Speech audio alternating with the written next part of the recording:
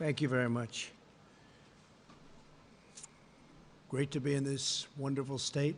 So many friends, so much success, and we love being here. And we're here actually today to discuss the exciting progress that we've achieved under the Operation Warp Speed, our historic initiative to develop, test, manufacture, and deliver a vaccine in record time, and that's what it is, in record time.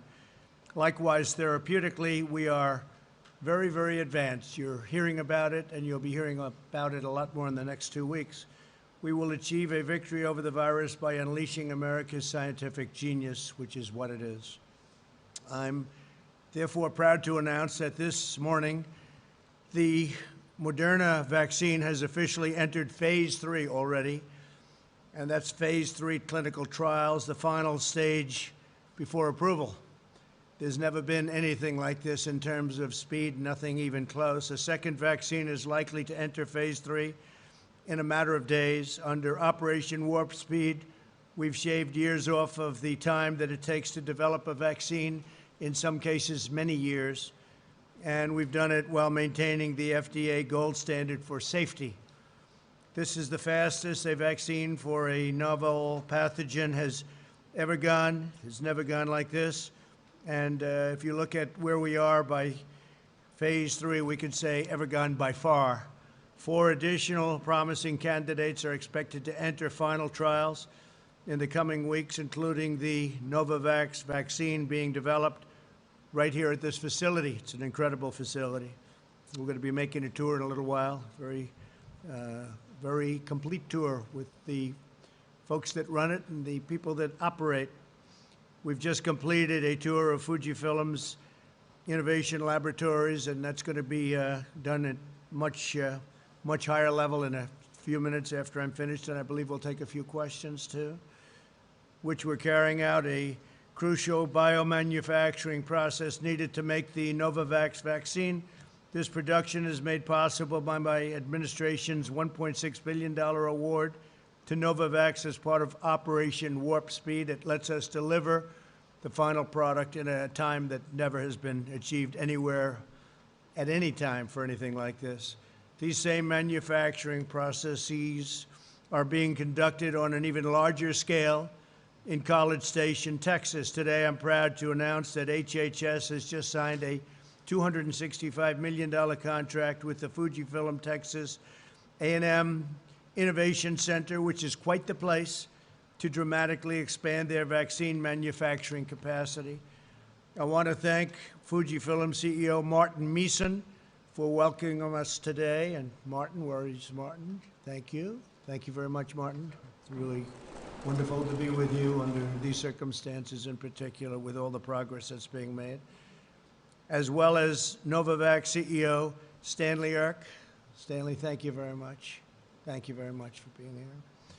Thanks also to Secretary Alex Azar, who's with us. Senator Tom Tillis, thank you very much. Thank you, Tom. Stand up, Tom. Good job you've done. Thank you very much. You really have. Representatives Richard Hudson, David Rouser, Mark Walker, Dan Bishop, and Greg Murphy. Thank you. All friends, all warriors. Lieutenant Governor Dan Forrest, who I hear is doing a great job. Where's Dan? Stand up, Dan. Great job, Dan. Really good. North Carolina House Speaker Tim Moore. Thank you, Tim. Great job. And President Pro Tem of the North Carolina State Senate, Phil Berger. Thank you, Phil, very much. I appreciate it. Operation Warp Speed is funding a historic portfolio of highly promising vaccine candidates. In addition to our $1.6 billion investment in Novavax, we've issued a $483 million contract with Moderna, a $1.2 billion contract with AstraZeneca, a $465 million contract with Janssen, and just last week, a $1.95 billion agreement with Pfizer. Tremendous progress is being made with all of those great companies. A groundbreaking agreement with Pfizer includes a guarantee to deliver 100 million doses shortly after the vaccine's approval, almost immediately, with the option to purchase an additional 500 million thereafter. Not only is Operation Warp Speed accelerating the development of a vaccine, we're also directing a colossal industrial mobilization to ensure its rapid delivery. Nothing's happened like this since the end of World War II. Instead of the usual sequence of vaccine development, testing, and trials, followed by production, our strategy is to conduct these phases simultaneously, so everything goes at one time. We're not waiting and waiting and waiting. It's all going at one time. We have a system that has, I think it's unparalleled, never been done before, but we suspect it's going to work and work very well. We're mass producing all of the most promising vaccine candidates in advance so that on the day one that it's approved, it'll be available to the American people immediately, and we'll probably have a lot for a lot of other people throughout the world. The world is suffering from this China virus. Another dimension of Operation Warp Speed is our focus on therapeutics to treat the virus.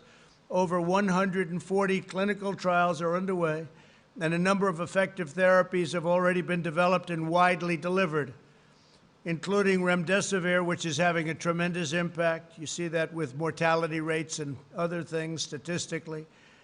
Dexamethasone, convalescent plasma, and antibody treatments. We have numerous treatments right now that are under study, and I think over the next couple of weeks we may actually have some very positive answers as to that. On July 7th, we announced a $450 million agreement with Regeneron to begin advanced manufacturing of its antibody treatment, which is currently in late-stage clinical trials. Late stage. Due to the medical advances we've already achieved and our increased knowledge in how to treat the virus, the mortality rate for patients over the age of 18 is 85% lower than it was in April. Think of that, 85%. And is 25% lower than Europe as a whole. In the middle of April, more than 22% of all deaths in the United States were attributable to the China virus. As the last week, that number has dropped down. As of last week, it's dropped down to under 7%. To decrease the turnaround times for testing, the first two laboratories have been approved to provide pooled testing, very important. In other words, samples from multiple patients are processed together. They're pooled. Now, pool testing will reduce turnaround times by substantially more than 50%. Last week, our Centers for Medicare and Medicaid Services began distributing rapid point-of-care diagnostic test instruments to all of the nursing homes in the United States, focusing on the areas of greatest need, which is our elderly and our nursing homes. What we've already sent includes testing instruments to 635 nursing homes for 196,000 rapid point-of-care tests. It's a tremendous amount. You'll get your response and answer from 5 to 15 minutes. Over the next 3 weeks, 1,700 nursing homes will receive an additional 800,000 point-of-care tests. Think of that. The United States has conducted over 52 million tests. That's more than all of Europe put together times 2. Nobody's even close. And as countries go, as an example, India is up to 11 million tests. We're going to be very shortly at 55 million tests. India has 1.4 billion people. Through our relentless efforts, we've completely rebuilt our stockpile, which the previous administration depleted and did not refill. The cupboards were bare, I say it often. In total, we've now distributed nearly 100 million N95 masks, 35 million surgical masks, 15 million face shields, and much, much more. In addition to that, ventilators, the most difficult thing of all. We are now building thousands a month, and we're distributing. We have all we need in our country, but to other countries that are in desperate need. Other countries are having a tremendously difficult time with the virus. Last week, FEMA sent additional personnel, protective equipment to over 15,000 nursing homes, including 643,000 pairs of protective eyewear, 7 million masks, 34 million pairs of gloves, and 6 million gowns. It's a lot. Over the weekend, cases in Florida, Texas, and Arizona held steady and are now heading down. In Arizona, they're heading very substantially down and rapidly. We've been constant and in constant communication with the states and are surging them resources when requested. They largely had what they needed, but anything they need, we send them immediately. We are totally full. We have everything we need. We get it to the states immediately. We deal with the governors. The relationship with the governors has been very good. These states are not out of the woods, but rigorous compliance with guidelines should allow them to turn the corner very, very quickly. We are working with every governor and health commissioner across the country to bring a complete individualized analysis to each state, as well as tailored recommendations. States are different. My administration is also closely monitoring the surging caseload in Latin America, which is now the region in the world with the most active reported infections by far. Due to the relative scarcity of testing in Latin America, however, the region's reported number of cases is also likely to be dramatically undercut or undercounted. And I can say that's probably true throughout the entire world.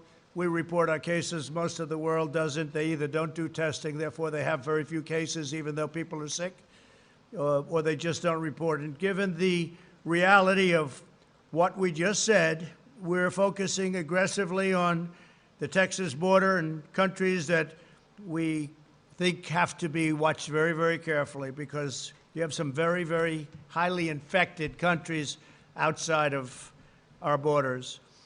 I've spoken with Governor Abbott, terrific gentleman, and I can report that over 3,300 federal personnel are on the ground in Texas. We've given them a tremendous amount of extra help, including doctors, nurses, frontline people. We've supplied Texas with more than 2.5 million gloves, 800,000 goggles, 337,000 surgical gowns, 1.8 million surgical masks, 1.36 million N95 respirators, and 500,000 KN90 masks. Beginning this week, Texas hospitals will receive 500 cases of remdesivir, which has proven very effective, enough to treat 3,200 patients. In addition to the cross-border spread, the stage of the pandemic is being fueled by younger Americans who generally have little risk of being seriously harmed by the disease, but can spread the disease. We need all Americans to be conscious about their actions and to exercise extreme vigilance. I trust all Americans to do the right thing, but we strongly advise everyone to especially focus on maintaining a social distance, maintaining rigorous hygiene, avoid large gatherings and crowded indoor bars, and wear masks when appropriate.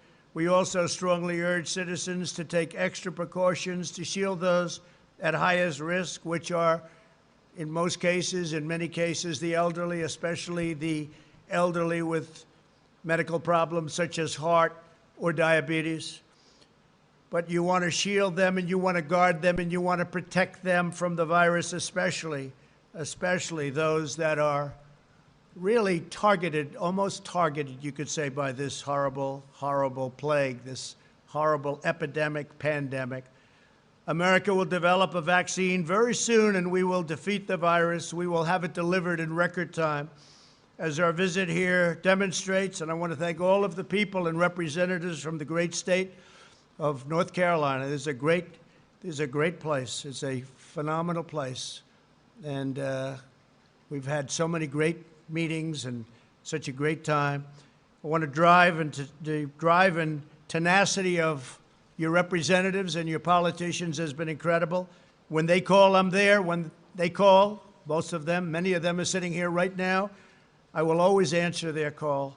So thank you very much. I appreciate you being here with us, and let's get on to a few questions. Tremendous progress has been made, and it's been made rapidly, and it's been made in areas that nothing like that has taken place before. So please, thank you very much. Thank you. Thank you. There's been a lot of despair when it comes to the virus. Is today's event about giving Americans hope a sense of optimism? Is that what you're trying to do? Well, I think so, but, there would be not that same kind of hope if we weren't doing so well. Just before I left the White House, in the Oval Office, we had a meeting with our doctors, scientists, some others, and they're making tremendous progress with respect to therapeutics. I can tell you therapeutically, I think over the next couple of weeks, we'll have some really very good things to say. We're just having great answers. So it is about that. And it's also the vaccine that we discussed today at even greater length is just coming along really well. And it's not just one company. It's many companies have had tremendous progress. So that'll be announced over the next very short period. Do you expect the vaccine to be ready for Americans to... Well, I heard very positive things, but by the end of the year, we think we're in very good shape to be doing that. By the end of this year, we're going to be, in terms of the vaccine, I think in terms of therapeutics, even sooner than that. Therapeutics meaning you go and you give somebody, whether it's transfusion or shots or whatever it may be, and they heal, and they heal quickly. So we've had tremendous progress. We already have, if you look at remdesivir, and you look at some of the other things, but we'll have some announcements on that over the next 2 weeks. Yeah, it is hope, but it's only hope because we've gotten such incredible results scientifically. One final question. Yeah. You did talk with Russian President Vladimir Putin, and I wanted to ask if you did bring up the reports of Russia having bounties on our soldiers in Afghanistan. We don't talk about what we discussed, but we had plenty of discussion, and I think it was very productive. Please. Larry Kudlow earlier today said that the V-shaped recovery is showing signs of moderating. Do you think, given what we're seeing with an increase in cases, that the recovery could be in jeopardy at all, the economic recovery? I don't think so. I think the recovery has been very strong. We've set record job numbers. We've set record numbers. Whether it's a pure V or a little bit less than that, I think it's going to be very good. If therapeutically we come up with some answers very quickly, which I think we will, then you're going to have a tremendous recovery. Likewise with the vaccines. If you do that by the end of the year, that's ahead of schedule, substantially ahead of schedule, and it's ahead of anything that's ever taken place in terms of vaccines before. So I think if those things happen, if just one of those events happen, you'll go right back into that V, and I think you're probably in the V anyway. I really do believe a lot of the governors should be opening up states that they're not opening, and we'll see what happens with them. But a lot will have to do with the fact that therapeutically, I think you can have some great answers. Vaccine-wise, likewise. Yeah, please go ahead in the back. Zachary Yates from the Raleigh News and Observer. Now that you've canceled the Jacksonville portion of the RNC, do you think Governor Cooper made the right choice in limiting attendance in Charlotte? Well, we're actually coming to North Carolina, as you know, and we're having a very major, I guess that would be the nomination night, so that's Monday. That'll be Monday. They're going to be here. And the rest we'll do in a different form. We could have done it many different ways, but I think we did the right thing, and I'm really happy that we're going to be having a piece of it, at least, and a very important piece, in North Carolina. Yes, please. Go ahead. Mr. President, your poll numbers suffered in recent months because of your handling on the pandemic. You're here now today. What's your plan going forward to prove to Americans that you're the right person to? I think the poll numbers are very good. The poll numbers we have are very good. We're leading in North Carolina. We're leading in Pennsylvania. We're leading in Arizona. Our numbers.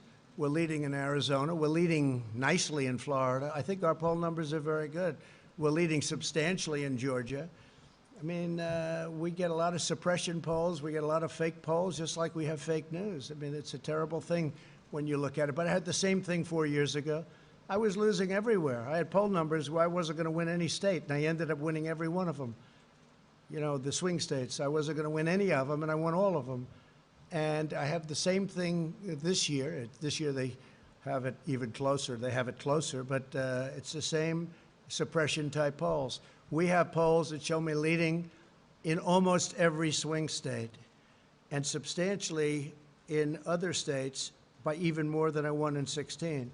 When you look at Florida as an example, you have thousands of boats out of the ocean, out on the intercoastal. You look at other states where likewise you have thousands of boats, and they're all waving the Trump sign, Trump-Pence sign, and they're so proud. Thousands and thousands, you've seen it, where you have bikers for Trump with lines that are miles long on highways going along on weekends. I think there's more spirit now than there's ever been for my campaign, and that includes 2016, where obviously there was great enthusiasm, great spirit. We had great spirit. I think there's more today because what we've done, nobody's ever done before. Nobody has ever rebuilt the military, cut taxes the most in our history, created the greatest economy we've ever had, cut regulations at a level that nobody's ever done. And all of these different things, the VA, we got VA choice. We got VA everything for the VA. Right now, they had a 91% approval rating in a recent poll. I was just speaking to the secretary, 91% in the VA. That's never happened before.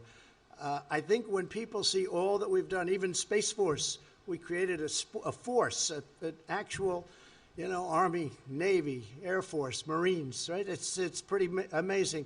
Coast Guard, and now Space Force. That hasn't happened in 75 years.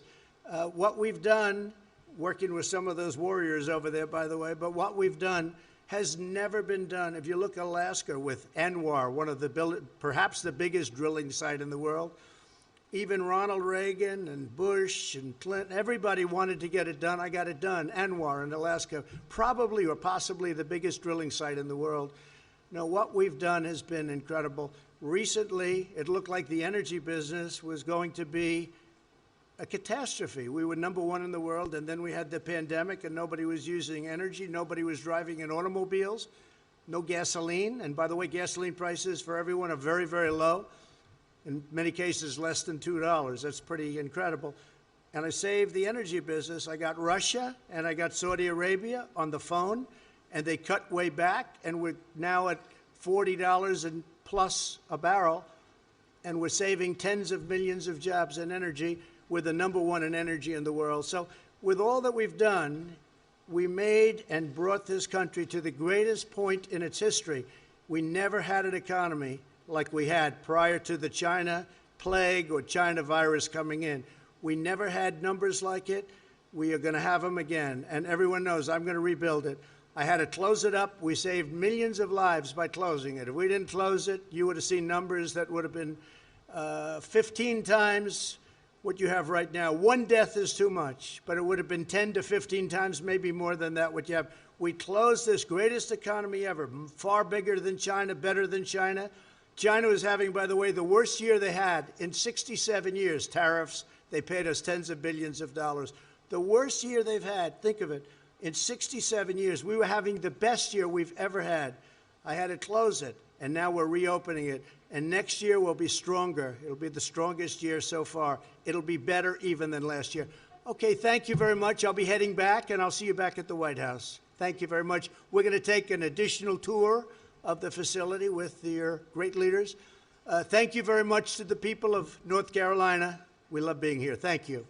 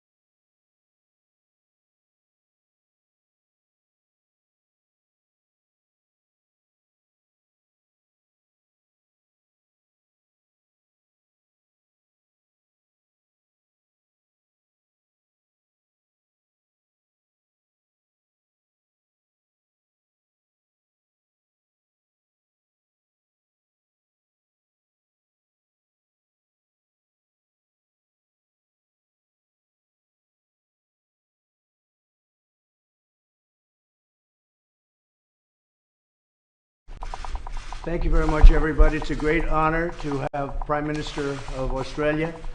And congratulations and thank you very much, Mrs. Morrison. Thank you very much for being here. We appreciate it. This was a lovely ceremony. I hope you liked it. Absolutely. It was an honor of you and Australia. Okay, thank you very much. So we have a lot of things to talk about. We're talking trade, we're talking military. We've been great allies for a long time. There's no better partnership. And we've developed, on a personal basis, a tremendous friendship. And that helps. That helps a lot. But we'll be meeting after this and having some very serious discussions about many things. I do want to, if I may, intercede for just a second. We have just sanctioned the Iranian National Bank. That is their central banking system, and it's going to be at the highest level of sanctions. So that just took place, and a couple of other things. We have our Secretary of Treasury here, Steve Mnuchin. If you want to say just a word, Steve, before we begin. Mr. President, as you instructed me, we are continuing the maximum pressure campaign. This is the last remaining source of funds, so both the Central Bank of Iran as well as the National Development Fund, which is their sovereign wealth fund, will be cut off from our banking system. So this will mean no more funds going to the RRGC or to fund terror, and this is on top of our oil sanctions and our financial institution sanctions. Thank you, Mr. President. This is very big. We've now cut off all source of funds to Iran. It goes all the way up to the very top? That does. Right to the top. Right to the top. Okay? Yes, right to the top. Thank you very much, Steve. Appreciate it. So we're dealing with many nations. We're dealing with some of the neighbors to Saudi Arabia, and of course we're dealing with Saudi Arabia. Saudi Arabia is very much involved from the standpoint of what we're doing and what they're doing, and we're working together with others. We're also working on the cost of this whole endeavor, and Saudi Arabia has been very generous. We want to see if it works out, and if it works out, that's great, and if it doesn't work out, that's great. In the end, it always works out. That's the way it is. It always works out. So you'll be seeing certain things happening, but a very major factor is what we did. These are the highest sanctions ever imposed on a country. We've never done it to this level. And it's too bad what's happening with Iran. It's going to hell, doing poorly. They're practically broke. They are broke. And they could solve the problem very easily. All they have to do is stop with the terror. They have been the number one, as you know, Scott, very well, number one country worldwide of terror, between sponsoring it and doing it themselves. And we can't have it. They have a tremendous potential. They have an incredible potential. I can speak on behalf of Australia, too, in the sense that we'd like to see them do very well.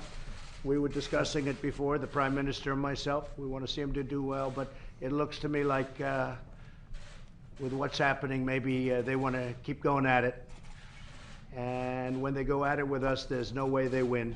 No way they win in any way or in any capacity. So we wanted to let you know about that, and that's the way it is. And thank you all very much. We're going to spend a lot of time with Australia today. Today is a very special day for the United States because we're honoring a great ally and a great friend. Thank you. Thank you. Thank you very much. Scott, would you like to say something?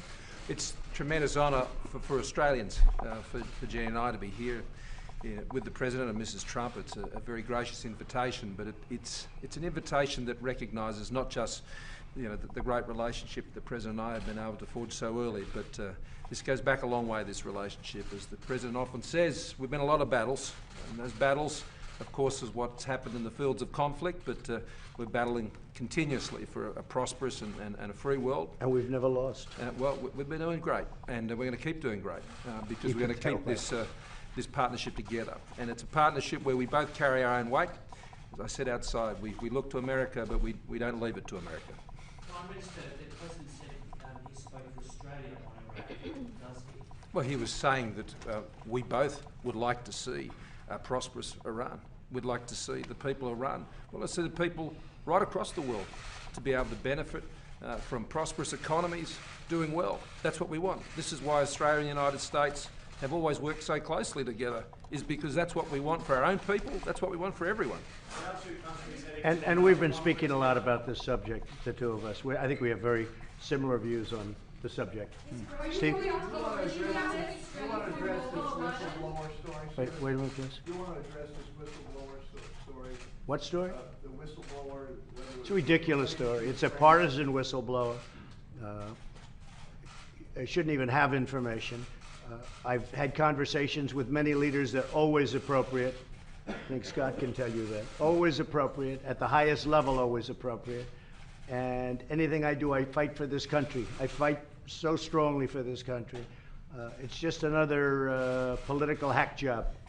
That's all it is. On that point, did you discuss Joe Biden, his son, or his family with the leader? It doesn't matter what I discuss, but I will say this. Somebody ought to look into Joe Biden's statement because it was disgraceful, where he talked about billions of dollars that he's not giving to a certain country unless a certain prosecutor's taken off the case. So somebody ought to look into that, and you wouldn't because he's a Democrat. And the fake news doesn't look into things like that. It's a disgrace. But I had a great conversation with numerous people. I don't even know exactly who you're talking about, but I had a great conversation with numerous people, numerous leaders, and I always look for the conversation that's going to help the United States the most. That's very important. Do you know the identity of the whistleblower? Do you know the identity? I don't know the identity of the whistleblower. I just hear it's a partisan person, meaning it comes out from another party, but I don't have any idea. But I can say that it was a totally appropriate conversation. It was actually a beautiful conversation. And this is no different than, you know, the press has had a very bad week with Justice Kavanaugh and all of those ridiculous charges and all of the mistakes made at the New York Times and other places. You've had a very bad week, and this will be better than all of them. This is another one. So keep playing it up because you're going to look really bad when it falls. You know, I guess I'm about 22-0, and I'll keep it that way. I don't want to talk about any conversation other than to say, great conversation, totally appropriate conversation, couldn't have been better, and keep asking questions and build it up as big as possible so you can have a bigger downfall. Mr. President, around 2 countries heading ready to do more when it comes to China? Say what? Will you be asking your strategy to do more when it comes to China? Well, we're talking about China all the time, and Scott has very strong opinions on China. And I think I'd let him maybe express those opinions. Maybe you do it right now. You're not going to get a better audience than this. We have a comprehensive strategic partnership with China. We work well with China. But as we've spoken many times, we need to ensure that as countries develop and realise their potential, well, they come onto a whole new level. And that means there can't be special rules around that. And we have a great relationship with China. China's growth has been great for Australia, but we need to make sure that we all compete on the same playing field. And this is something that the United States and Australia have been very consistent on, that we need to move into this new world where economies are changing. China is a big economy, not as big as the United States, but it's a big economy. And that means we've all got to get on the same page with how the rules work. And that's what we're working to achieve. I will say this, we're making a lot of progress with China. They're having a very bad year, worst year in 57 years. The tariffs are coming in to us. We're taking in billions and billions of dollars of tariffs. They're devaluing their currency, which means the tariffs are not costing us probably anything, but certainly not very much. They're also adding a lot of money into their economy. They're pouring money into their economy. But we're taking in many billions of dollars. At some point in the not too distant future, it'll be over $100 billion. We've never taken in 100 cents from China. It was always the other way around. With that, they've lost over 3 million jobs. Their supply chain is crashing, and they have a lot of problems. And I can tell you, they want to make a deal. That I can tell you, they want to make a deal. So we'll see what happens. We'll see what happens. Always prepared. There's never been a country more prepared. There's never been a country more prepared. Look, I spent $1.5 trillion, and we're spending another $738 billion now, but I've spent $1.5 trillion rebuilding our military. We have the finest ships, the finest planes, the finest everything. And actually, Scott, and Australia, they've purchased a lot of great stuff from the United States, some of the best military equipment that you have. We have the greatest missiles in the world, rockets in the world, jet fighters in the world, planes in the world, ships, and we have under construction a number of the most powerful submarines ever built, and they're getting very close to completion. We have the largest ship in the world right now, the President Gerald Ford, the aircraft carrier. It's the largest ship ever built, and just flew over it yesterday, actually. It's massive and beautiful. We have the greatest, and I have to say this, when I got here, Scott, it was a different world. It was a different world. We were very depleted. And I actually saw one of the related networks today saying how strongly and good and how well we've done with ISIS. I defeated the caliphate. And when I came, the caliphate was all over the place. I defeated the caliphate, ISIS. And now we have thousands of prisoners of war, ISIS fighters that are prisoners of war. And we're asking the countries from which they came, Scott, from Europe, we're asking them to take back these prisoners of war. And they can try them, do what they want. So far, they've refused. And at some point, I'm going to have to say, I'm sorry, but you either take them back or we're going to let them go at your border.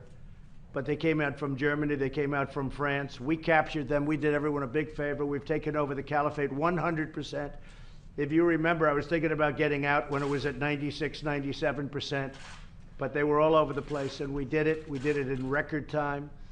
It was a total caliphate victory, and now I want the countries to take back the captured ISIS fighters. And if they don't take them back, we're going to probably put them at the border, and then they'll have to capture them again. Because the United States is not going to have thousands and thousands of people that we've captured, stationed at Guantanamo Bay, held captive at Guantanamo Bay for the next 50 years, and us spending billions and billions of dollars. We've done Europe a tremendous favor. They mostly come out of Europe. And we've done them a tremendous favor. And the United States is not going to pay the cost of thousands and thousands of ISIS fighter prisoners in Guantanamo Bay or someplace else. We won't do it. So they have to make their decision. Otherwise, we're releasing them at the border.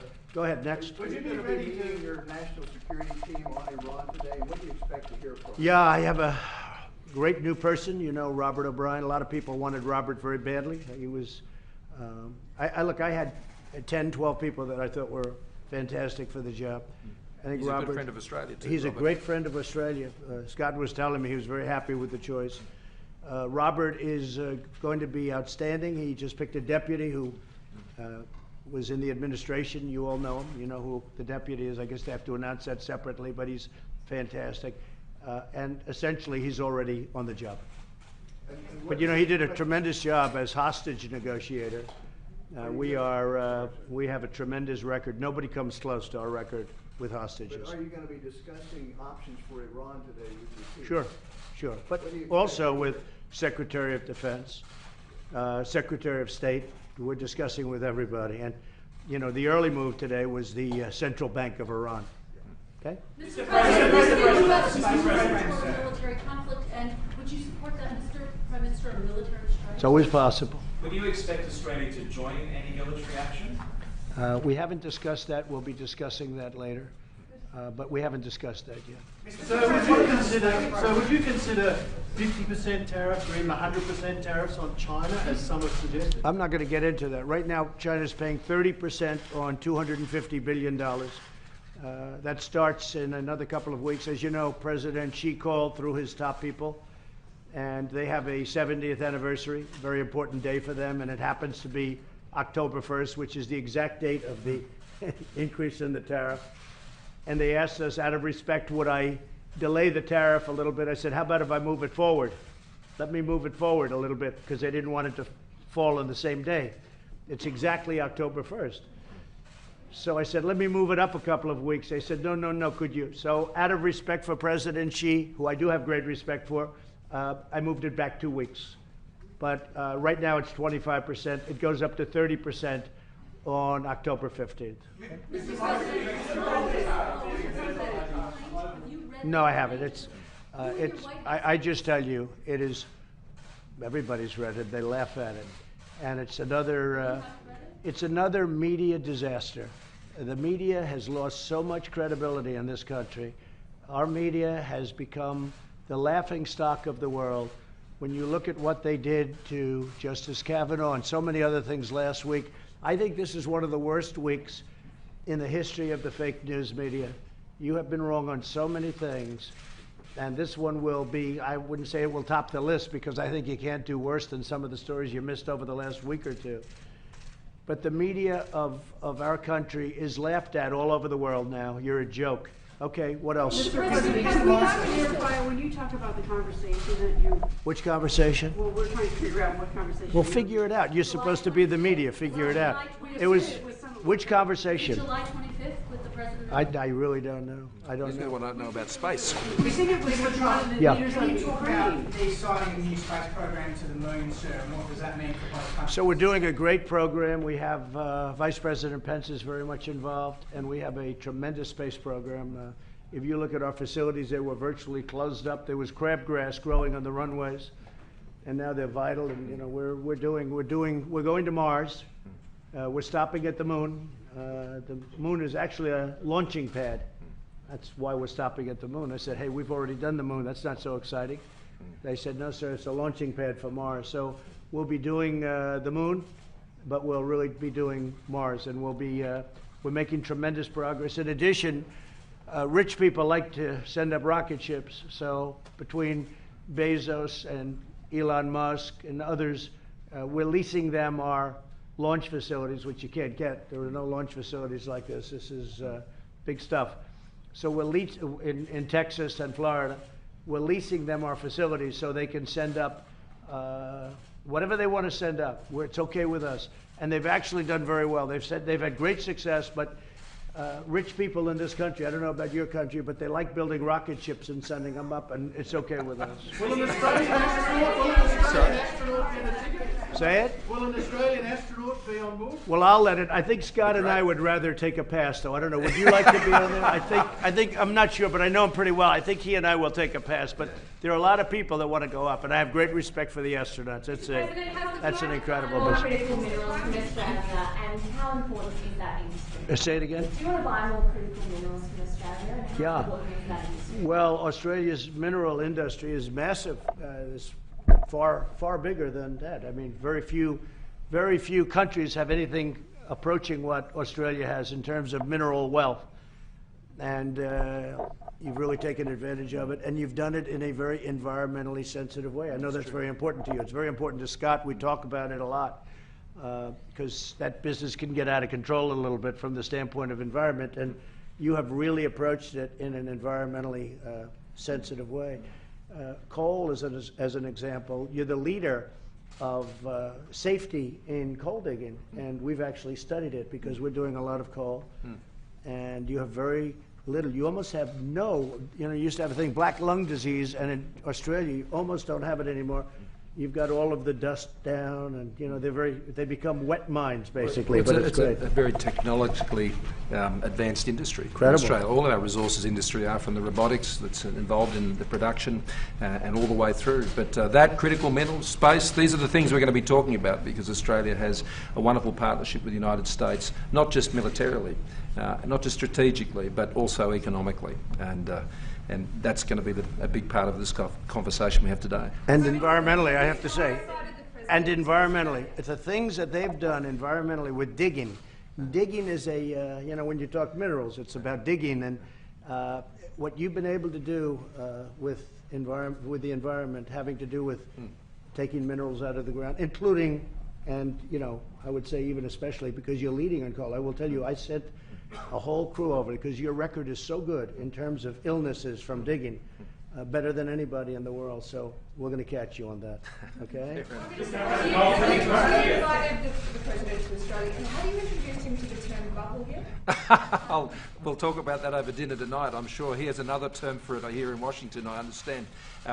But no, we have talked about whether, if his schedule and Mrs. Trump permits, whether they take in the President's Cup later in the year, which is going to be a great tournament, a tremendous tournament. The President knows a lot more about golf than I do, and he certainly swings a club way better than I do. But He's got a busy year coming up next year. He's going to do great there. And but if he has the opportunity, if Mrs. Trump has the opportunity, it's going to be a great spectacle down in Australia this year. Interestingly, the PGA Tour invited me to go, and I would love to do it. We'll have to see what the schedule is, but I would love to do it. It's a very exciting tournament, nothing more exciting. And having it in Australia, where you have so many great golfers, Greg Norman is a friend of mine and a great friend of yours, I know, and I think he's going to be here tonight. Yeah, he is. Yeah. The First Lady has done an incredible job tonight. We're going to have it for either the first time or certainly one of the few times in the Rose Garden. And it's going to be, I watched yesterday the rehearsal, and she was out there, and it's going to be incredible. Tonight's going to be a beautiful night, and the only thing that can dampen it would be rain, and we're not expecting any rain. But if it rains, we head over to the stateroom, and we'll be just fine. But we're really expecting, I hope you're going to be able to see it tonight for a little while. Probably you will. We'll sort of make sure that you do. It's beautiful. On the UN, how critical is it that you build a coalition to address Iran's provocations, and does that start today? Well, I always like a coalition. Sometimes you find that people have made a lot of money that you'd won in the coalition. They've made a lot of money with Iran, which is, you know, when President Obama made that deal, not only was it a bad deal, but the United States didn't partake in a business sense, and other countries, Germany, France, Russia, many other countries made a lot of money with Iran, and we didn't make money with Iran, which that was just one of the many bad parts about the deal. Everyone else is making money and we're not. So we'll see what happens. Look, the United States is in a class by itself. We have the most powerful military in the world by far. There's nobody close. As you know, we've spent tremendous, and hopefully, and we pray to God we never have to use it, but we've totally renovated and bought new nuclear, and the rest of our military is all brand new. The nuclear now is at a level that it's never been before, and I can only tell you, because I know the problems of nuclear, I know the damages that, I know what happens, and I want to tell you, we all hope, and Scott hopes, we all pray that we never have to use nuclear, but there's nobody that has anywhere close to what we have. Mr. President, what is your message to UNGA? Well, UNGA is going to be very exciting, and we look forward to it. We'll be there. You'll be there? Yeah, I'll be there later this week. Yeah. And for you, it's a much longer trip. It is a bit, yeah. But we look forward to it. We have a big message for UNGA. We have a big message, and I haven't been back to New York in a long time. I see that our part-time mayor will be now going back to New York, so he'll be able to work a little bit harder.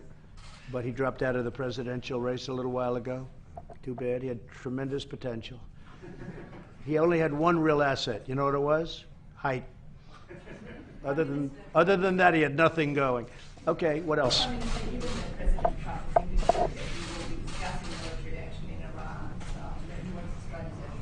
Well, I think the United States has taken a very measured and calibrated approach to date. And the thing about our partnership is we always listened to whatever requests are made, and Australia always considers them and in our national interests, and we have good conversations about these things. But the thing is, both of us, we never get ahead of ourselves on these things. We just, you take this one step at a time, and we keep talking to each other. That's what we've always done wherever we've worked together, and we're going to keep doing that. We've got such an open line of communication. I appreciate the fact the President and I talk about these things, even when we're not together, and we're going to keep doing that, and we'll just take these things one step at a time.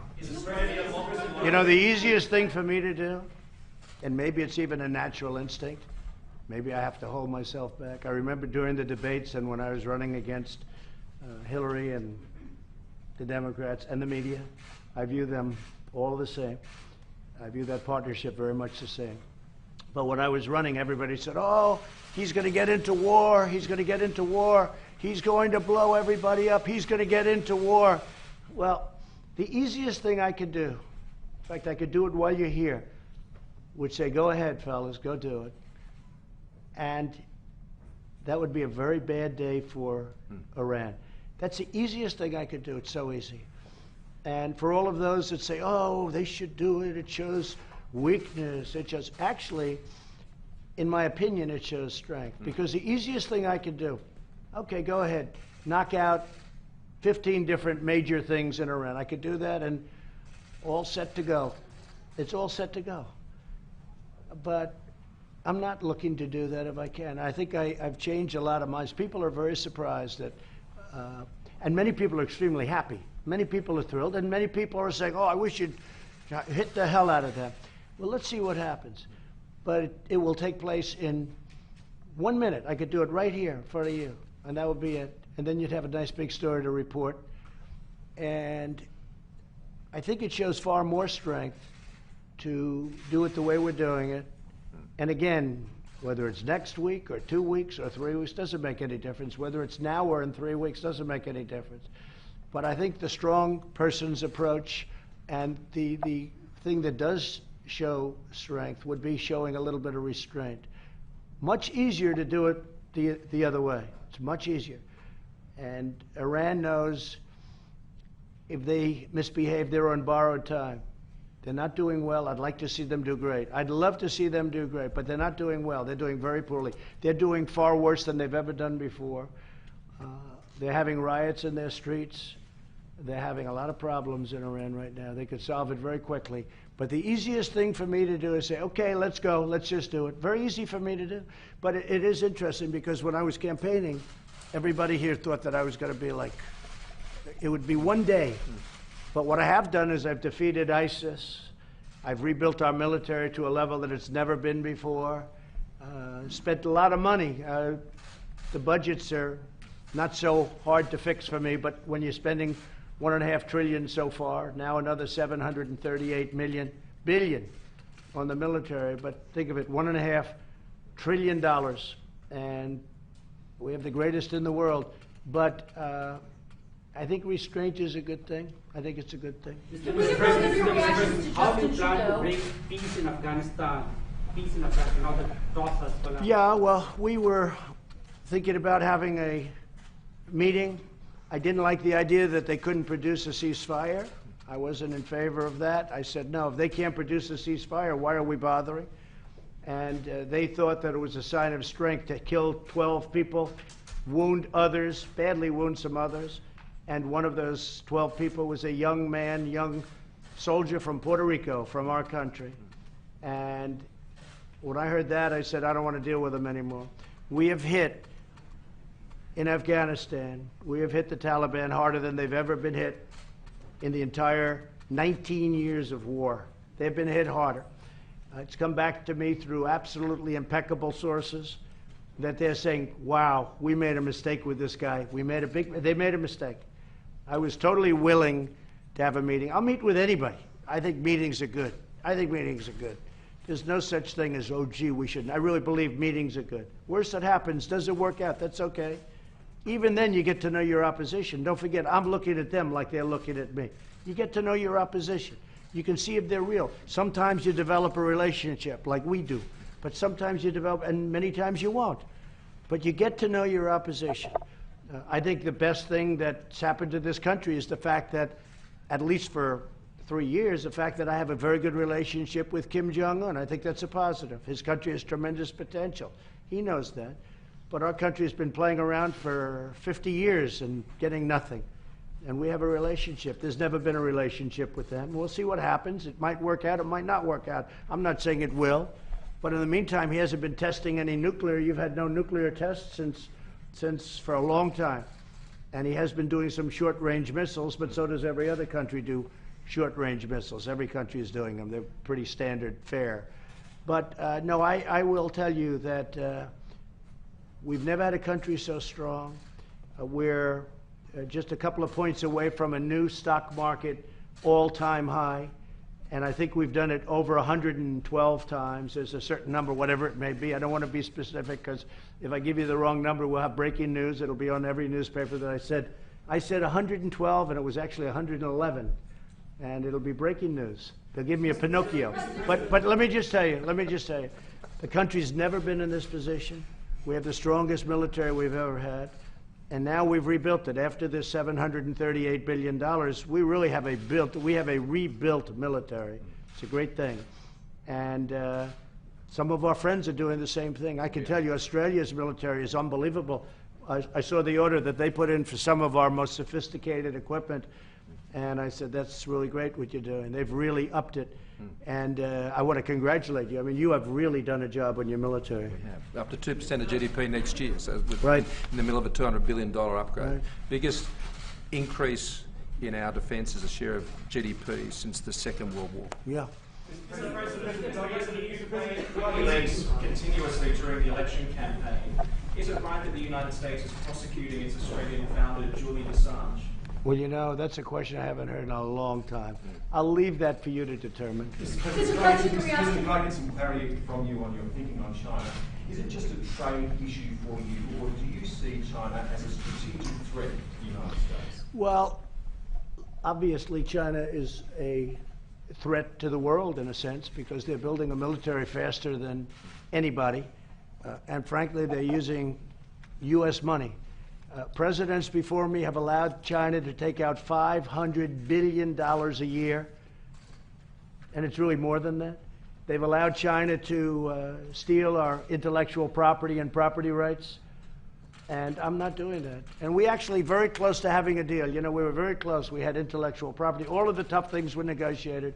And then at the last moment, Scott, they said, we cannot agree to this. I said, that's all right. We're charging you 25% tariffs, and then it's going up. And it'll continue to go up. And frankly, we're making so many hundreds of the numbers that we're taking in to our Treasury. And you see it, because sometimes you'll see, look at the good reports. Look at the great reports that came out 2 days ago on retailing, on consumers, on numbers that nobody believes.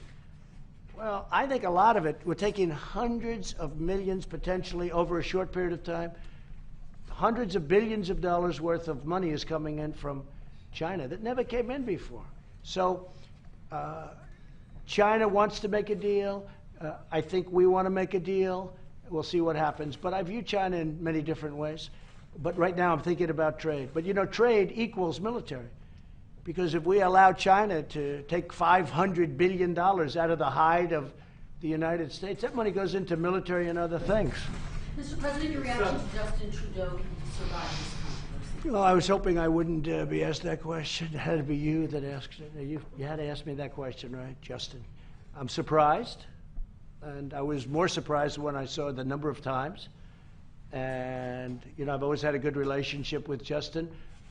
I just don't know what to tell you. I was surprised by it, actually. Mr. President, the last Australian Prime Minister to receive an official state visit was described by the then President as a man of steel. How do you describe our Prime Minister? I would say a man of titanium. You know, titanium's much tougher than steel. He's a man of titanium. Believe me, I have to deal with this guy. He's not easy. You might think he's a nice guy, okay? He's a man of real strength and a great guy. And his wife is lovely, and I want to thank you, and I want to thank Melania for the work. Yeah, thank you. And I hope you're going to be able to see, because Melania she's worked very hard for Australia. Yes, she has. And you've done a fantastic, it's so beautiful, and it'll be so different. And we look up to the skies, and we're just going to hope that it's not going to rain, and if it is, that's okay too, because that'll work out also. It always works out. Thank you all very much. Thank you.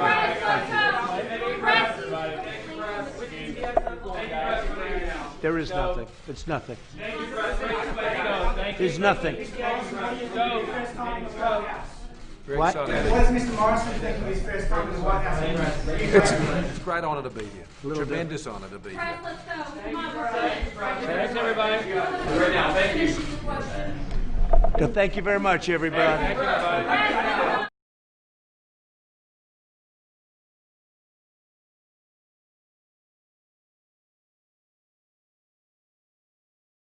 Well, thank you very much. Please.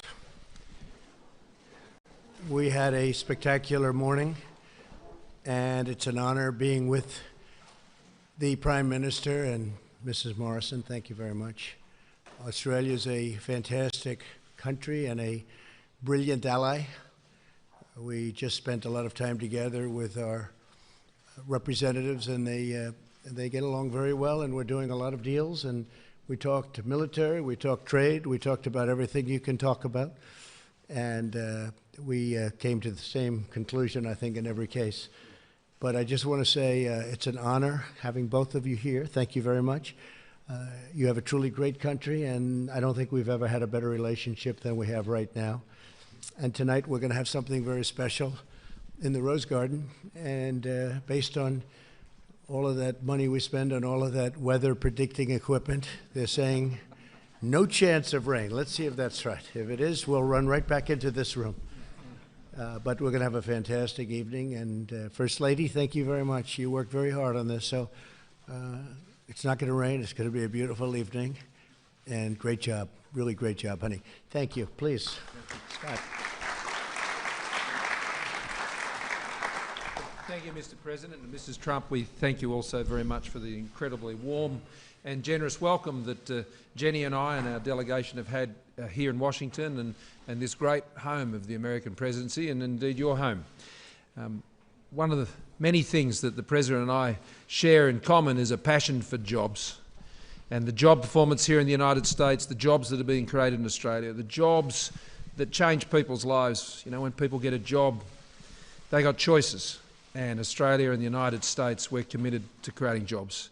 And whether it's in trade or it's whether in looking at the future and where those jobs are going to come from, we want our people to have those economic opportunities. I commend the President on the great work he's done in creating jobs here in the United States, and we're doing the same thing in Australia. And if we want to keep creating jobs, then this partnership is a big part of that, and that's why we're pleased to come together here. We share objectives in so many areas. We share common values. We share beliefs.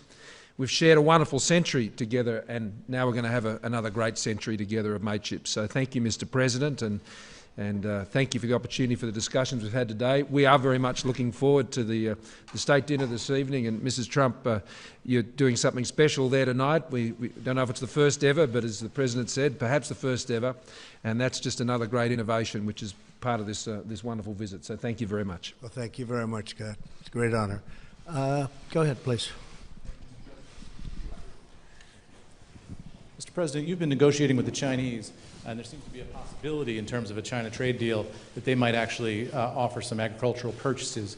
Is that going to be enough for you, sir, No. in order to get a deal done? What do you need to see at this point to get that deal past the finish line? We're looking for a complete deal. I'm not looking for a partial deal. China has been starting to buy our agricultural product, if you noticed, over the last week, and actually some very big purchases.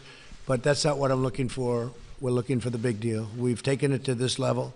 We're taking in billions and billions of dollars of tariffs. China's devalued their currency, and they're putting out a lot of money into their economy. And they have a very bad economy right now, and I don't want them to have a bad economy. But it's the worst in, they say, 57 years.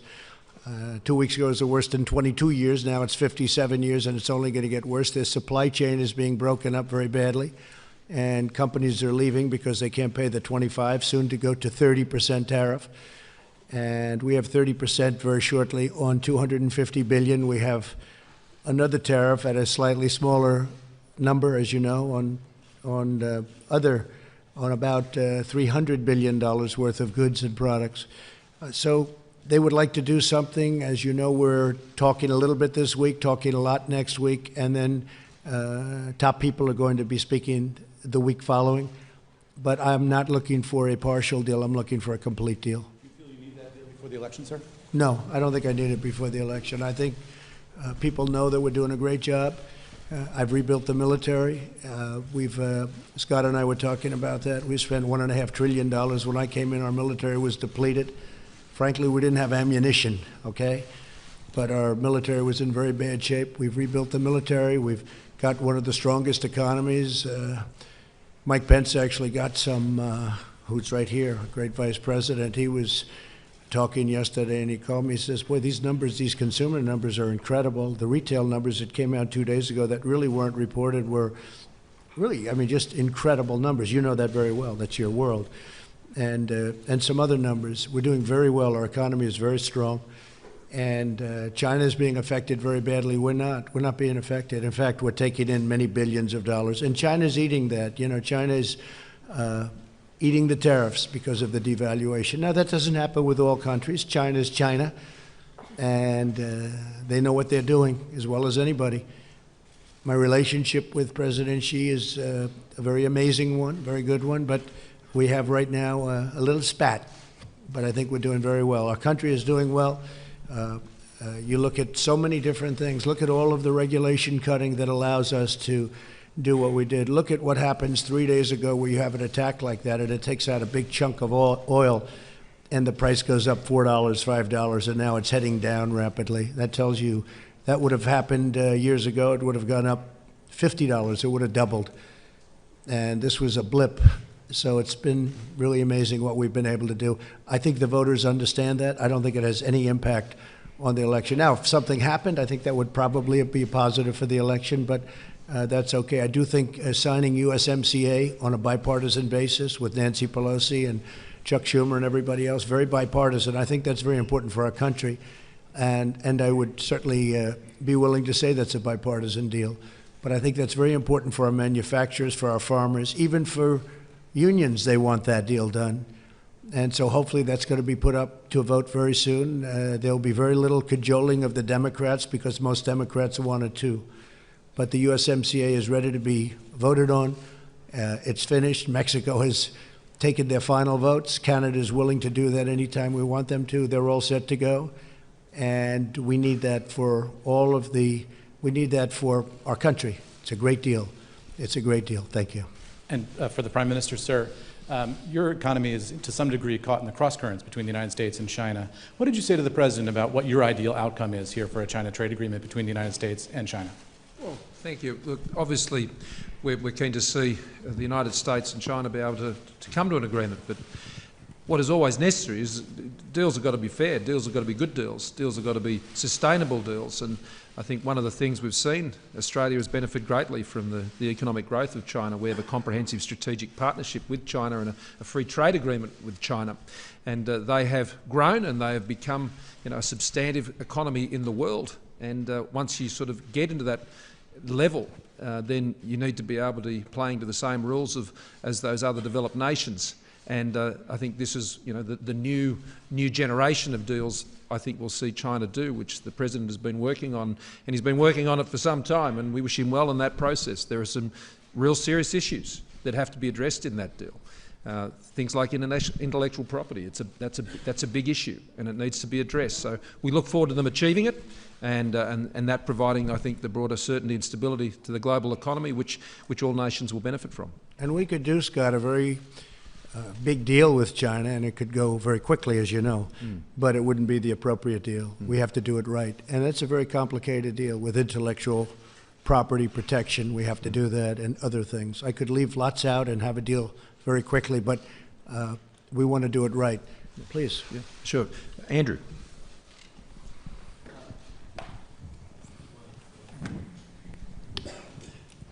I assume Andrew is a nice person. That's why you, Mr. President, the best. Thank you very much for hosting us. Also on China and tariffs, what do you say to Australian businesses and to Australian people who say that your trade war with President Xi threatens their prosperity? And to the Prime Minister, a linked question. Do you think that Australians are going to be collateral damage in President Trump's tariff war with China? Well, first of all, I look at numbers. I love numbers, and the numbers of Australia are doing incredibly well. You're doing unbelievably well. When we have a deal with China or not, but when we have a deal with China because they want to make it perhaps more than I want to make it, because I actually love all that billions of dollars that's pouring into our treasury. Billions and billions of dollars. We've never seen that before from China. It's always been the other way. And I'm taking care of our farmers out of that. We're helping our farmers. Our farmers were targeted, and they were targeted for $16 billion, and I made that up to them. We paid them the $16 billion and had tens of billions of dollars left over. So I will say, though, that Australia is doing very well. If we do end up doing a deal, Australia will do even better. And we were discussing that, but Australia will be one of the big beneficiaries of a deal. And in the meantime, as you know, I did tariff relief with respect to a certain product in particular coming out of Australia. And that's something that we wouldn't do for anybody else. This has been a truly great ally, and we work very well together. But your numbers are absolutely fantastic. Your economy is strong like ours. And I think we're two real examples of of two countries doing extremely well. Some countries aren't doing so well. Europe is not doing well. Asia is not doing, large parts of Asia are not doing well. China's not doing well. Please. Thanks. Mr. President, Australia is in its 29th year of consecutive economic growth, which is an extraordinary national achievement, and we will continue to grow as our most recent national accounts demonstrated. Australia is also very used to dealing with a complex and changing world, and that's why we're diversifying our trade base and have been doing that for many years. I mean, 6 years ago, when our government came to office, about 27% of our trade was covered by agreements around the world. That figure is now 70%, and we're going to take that to 90%. And that's important, and that's opening up opportunities. So there are ebbs and flows that go in the global economy, and Australia has built up a resilience through the broad-based nature in which we're taking our economy to the world. I mean, Australia has never got rich selling things to itself, and we've always had an outward-looking perspective when it comes to engaging our economic opportunities. And a big part of what we've been discussing here is some new opportunities, whether it's in the rare earths, the critical minerals, the frontier technologies, space. You know, this is where jobs are going to be in the future as well. And so we will deal with those ebbs and flows as they come, but the President's right. The arrangement they will come to, and I'm confident they will, with China, will be one that will set, you know, a new bar in terms of how China's economy then deals with a lot of these complicated issues in the future with developed economies like Australia. So we look on with interest, and I think ultimately when we arrive at that point, it's going to put global trade on a stronger footing. And Australia's really been so focused on the economy. They do minerals. They have incredible wealth in minerals and coal and other things, and they're really at the leading edge of coal technology. It's clean coal, we call it clean coal, but it's also great for the workers. And things that would happen to, because it was very dangerous years ago and very bad for a lot of people. And you've rectified that 100%. It's incredible. I looked at your statistics the other day, and coal miners are very, very safe in Australia. It's incredible what you've done. In fact, we're looking at what you've done. We can do a deal on that. I want to congratulate. We'll do a deal. We'll make a deal. Yeah, go ahead, please. Thank you. In the midst of these escalating tensions with Iran, you've now named a new national security advisor, Robert O'Brien. Yes. What is he recommending to you in terms of dealing with the latest strikes on Saudi Arabia and the response? And then secondly, you announced new sanctions on Iran. Secretary Mnuchin said that this affects the last available funds for that regime. Have we now exhausted sanctions in regards to Iran? Well, these are the strongest sanctions ever put on a country. We are at a level of sanction that is far greater than ever before with respect to Iran. Today we did central bank, as you know, and we'll see. We'll see. They're having a lot of problems, not only with us, they're having problems within their own country, and I think they have a lot of self-made problems.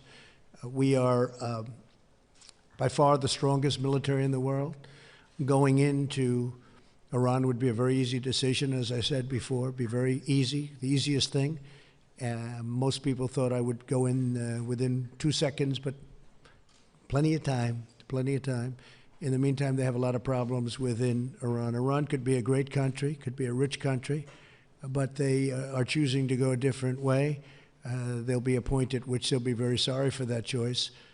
But I think I'm showing great restraint. A lot of people respect it. Some people don't. Some people say, oh, you should go in immediately. And other people are so thrilled at what I'm doing. And I don't do it for anybody. I do it for what's good for the United States, what's good for our allies. And it's working out really very well. As far as Robert is concerned, Robert, maybe you could stand up. Robert O'Brien has done a fantastic job for us with hostage negotiations. I think we can say that there has never been anybody that's done better than you and I as a combination. We've brought many people home, and we brought them home quickly. Speed is a very important thing I find with hostages. It's really something. I had dinner the other night with the Warmbier family, an incredible family. The whole family and some of Otto's friends, in addition to the family. We had 25 people over on Saturday night. And we did that dinner in Otto, really in Otto's honor. And it was a beautiful thing. It was a beautiful thing. First Lady and I, it was very, it was very touching and really very beautiful. We talked about Otto. And I will tell you that people should have moved faster. And Robert and I were talking about that. Should have moved faster. He was there for a long time. You got to move fast. With hostages, you have to move fast. All of a sudden, it gets very hard for the other side to do anything. And sometimes it's just too late. In the case of Otto, it was very late. We got him home, but he was in horrible, horrible condition. What happened to him was actually incredible, just horrible. But you have to move fast. Robert and I have been really successful. And the reason I know him so well, I actually work hard on hostages, I think you would say. I think most presidents wouldn't do that, but I do. These are great, I guess in almost all cases, American lives. We help other people also. We've also helped other countries with their hostage situation where we have some strength that they don't. But these are great people, and we get them home. We got them home from North Korea, as you know, and we got them home from a lot of different locations, Egypt. We get them home. We get them home from many different locations. Turkey. Yeah. President Erdogan was very good, and we got a hostage home. Our great pastor, who everyone in this room knows and loves. But we've had tremendous success, and what surprised me, I didn't know too many people knew Robert, and when it came time to pick somebody for the position, it's a very critical time. I had so many people, I shouldn't say this in front of Robert, he'll be embarrassed, but I had so many people that called me and they recommended Robert O'Brien. So I think he's going to do a great job. And he was here, I can tell you this, he started about 12 minutes after he was chosen. He sat in with us, and he's very much involved now in what we're doing.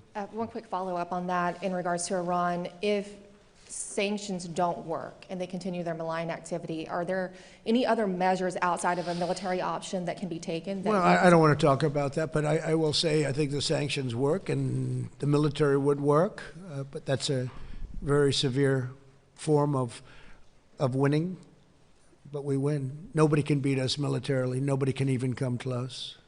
What we've done for our military in the last 3 years is incredible. All made in the USA, by the way.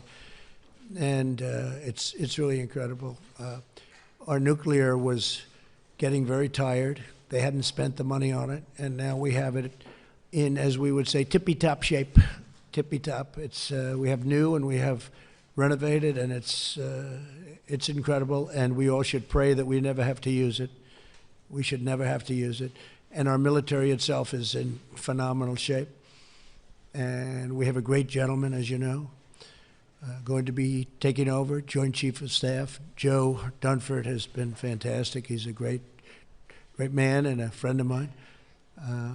But General Milley is going to be taking over, and it's going to be, we're going to have a little bit of a celebration, both for Joe and for everybody. And, you know, as you know, our Secretary of Defense has just come in, Mark Esper, and he's been here for a short period of time, but he's got tremendous energy. He's got it. He knows it. That's what he's been doing for a long period of time, from the day he graduated, or maybe I should say from the day he started at West Point, where he was a top scholar, etc. So we have incredible people. And Steve Mnuchin's here. We did the sanctions today, and I think they're probably, Steve, the strongest that have ever been put on a country. We will certainly never do that to Australia, I promise you. Then one for the Prime Minister, if I may. Mr. Prime Minister, you have been very tough on Huawei, even under pressure. You've been very consistent with the ban, even though you've said you have a good working relationship with China and they're important for your economy. Do you plan to continue to support the United States in the tough stance on China? And can you give any more specifics about what you've told the President you would do to help in his measures to reach a fair trade deal? Well, first of all, I mean, we have the most perfect of relationships with the United States, and goes back a century and more, as the President was reminding us on the lawn this morning. We have a comprehensive strategic partnership with China. This is the part of the world in which we live. and managing that relationship is important to Australia's national interests. One thing I can always assure you, and I think the President can say the same, we will always, both of us, act in the national interests of our countries. We will always put our country's interests first. And that means engaging countries in our own region, not just economically, but at a people to level as well. We have a lot of operations we do together right across the world, militarily, and we'll continue to do those. But the focus, I think, at the end of the day, has to be what's best for our people.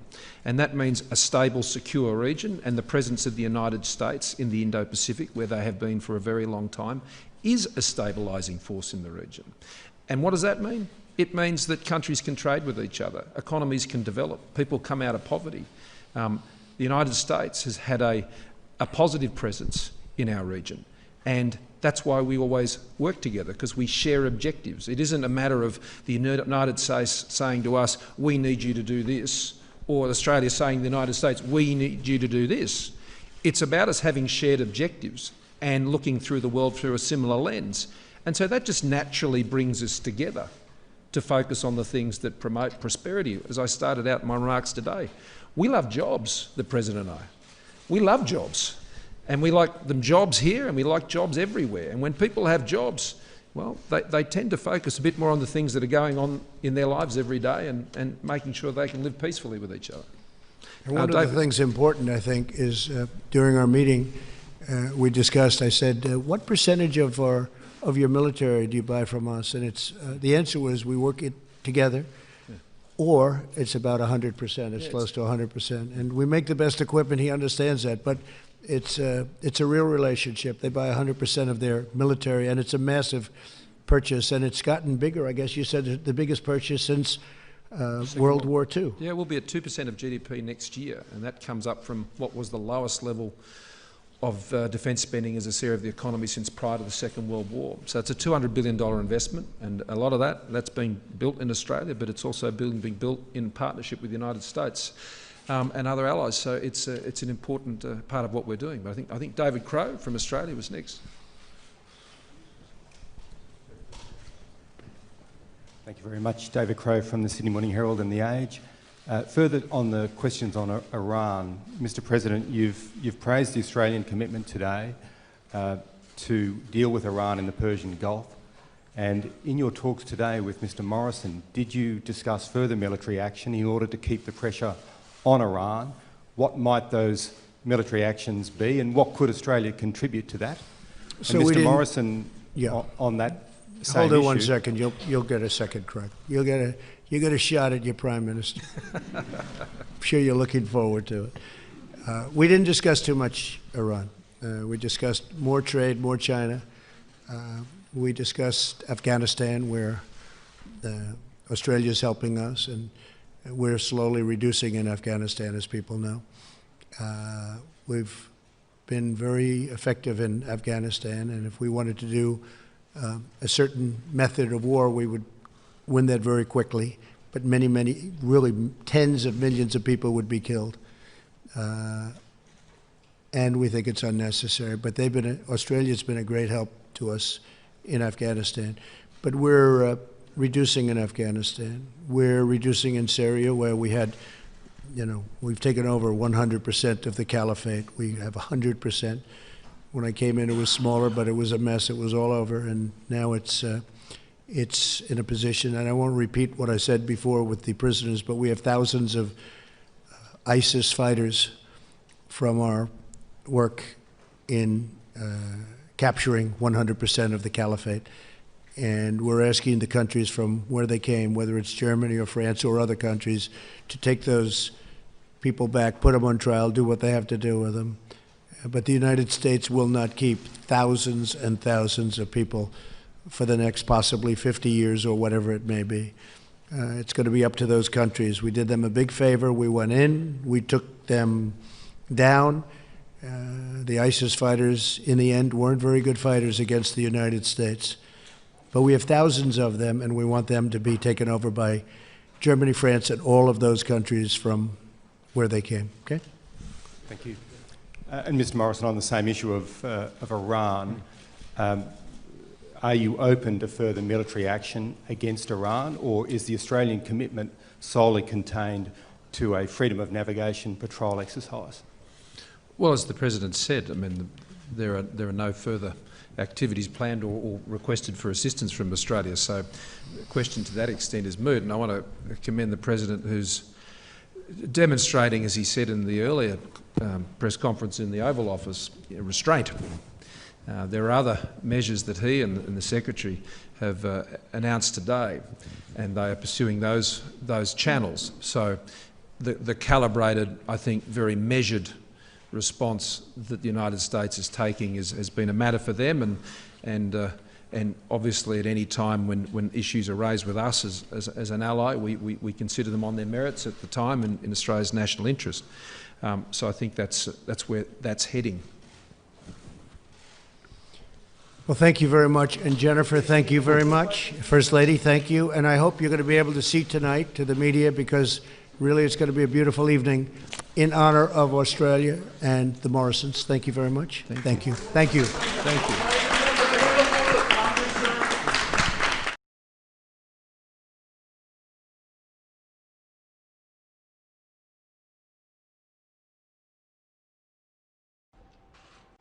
Thank you very much. Our cabinet meeting, and we'll start with a prayer, please. Rick Perry. Yes, sir. Mr. President, thank you. Just as a kind of put this all in perspective, on the 4th of July, I had a prayer that came true, which is a good thing, to pray and for the good Lord to agree that your prayer is a good one. So Griffin James Perry came into the world on the 4th of July at about 8:10 in the morning. So I have a grandson, and we had prayed about that for many years. And I think the reminder for all of us that prayer is an incredibly powerful thing. It's a great tonic. And as we interact with each other to keep all of us, our friends, our families, this country in our prayers, every Wednesday morning there's a cabinet member Bible study that has been one of the great privileges for me in this administration to pray with the cabinet members. So this is an extension of that. So if you would bow your heads and join with me in asking the Lord to continue to bless this country. Father, thank you for this table of men and women, of individuals who selflessly serve this country. And Lord, we ask you to continue to give them courage, to give them wisdom, to be with this president as he deals with the challenges of the day, to continue to comfort him in the knowledge that you are in charge and in control. We thank you for your blessings, both in the personal way and in the larger issues of this world that we live in, that we've been given the privilege to serve. We ask you to continue to keep our young men and women who defend our freedom safe and bring them home soon. And Father, we ask you again to keep this president safe and to give him wisdom. In your most holy name we pray. Amen. That's very good. Thank you very much, Rick. Well done. Well done. Thank you all for being here. Our cabinet meeting. We have them quite often, and they really produce results. We're producing results I don't think any administration ever in 2.5 years, the first 2.5 years certainly, has produced the results that we've produced. We have the strongest stock market in the history of our country. By the way, just in walking in, we just set a new record, just went up today. We had a new record was set. The Dow Jones went over 27,000 for the first time ever. It went over 26,000 for the first time ever and 25,000 for the first time ever. So we've set it. I think we're over 100 since election. We're over 100 times that we've set a new stock market record. And to me, that's not just a record. That means jobs. It's all about jobs. It's jobs for this country. We're bringing in many, many countries. They're coming in. They're coming in at a level that we haven't seen for decades. Car companies are coming in, Japanese car companies in particular, although Germany called to say that they're going to be announcing some very big movement with respect to a certain company that I've demanded has to come, because they sell us a lot of cars, but they make them in other places. We want to make them in the United States. But Japan has 12 different companies building plants in Michigan, in Ohio, in North Carolina, in Pennsylvania. One's going to be announced in Florida. We are doing things that nobody thought were possible. I wouldn't have even said them, frankly, during the campaign, because nobody would have been able to believe them. Nobody would have believed them. Our unemployment numbers are historic in the sense that we've never had better numbers. African American have the best numbers in the history of our country. Hispanic American, best unemployment numbers in the history of our country. Women, 75 years. Asian Americans, best in the history of our country. We have the best overall unemployment, the best in 51 years, and very soon that will be historic, meaning the history of our country. We keep going the way we're going, and should be fairly soon. So things are happening that we wouldn't have believed happening or could happen. The border, we're working very hard with everybody, the Attorney General. We're doing everything we can do without getting Congress to act, because the Democrats refuse to act. They refuse to do what they have to do and what they should do, and that's loopholes. We have loopholes that are so bad you can drive a truck through them. They could be solved in 15 minutes, would have those loopholes taken care of. Literally, everyone knows what they are. They're very simple. You know what they are. You know what they are better than the people in Congress.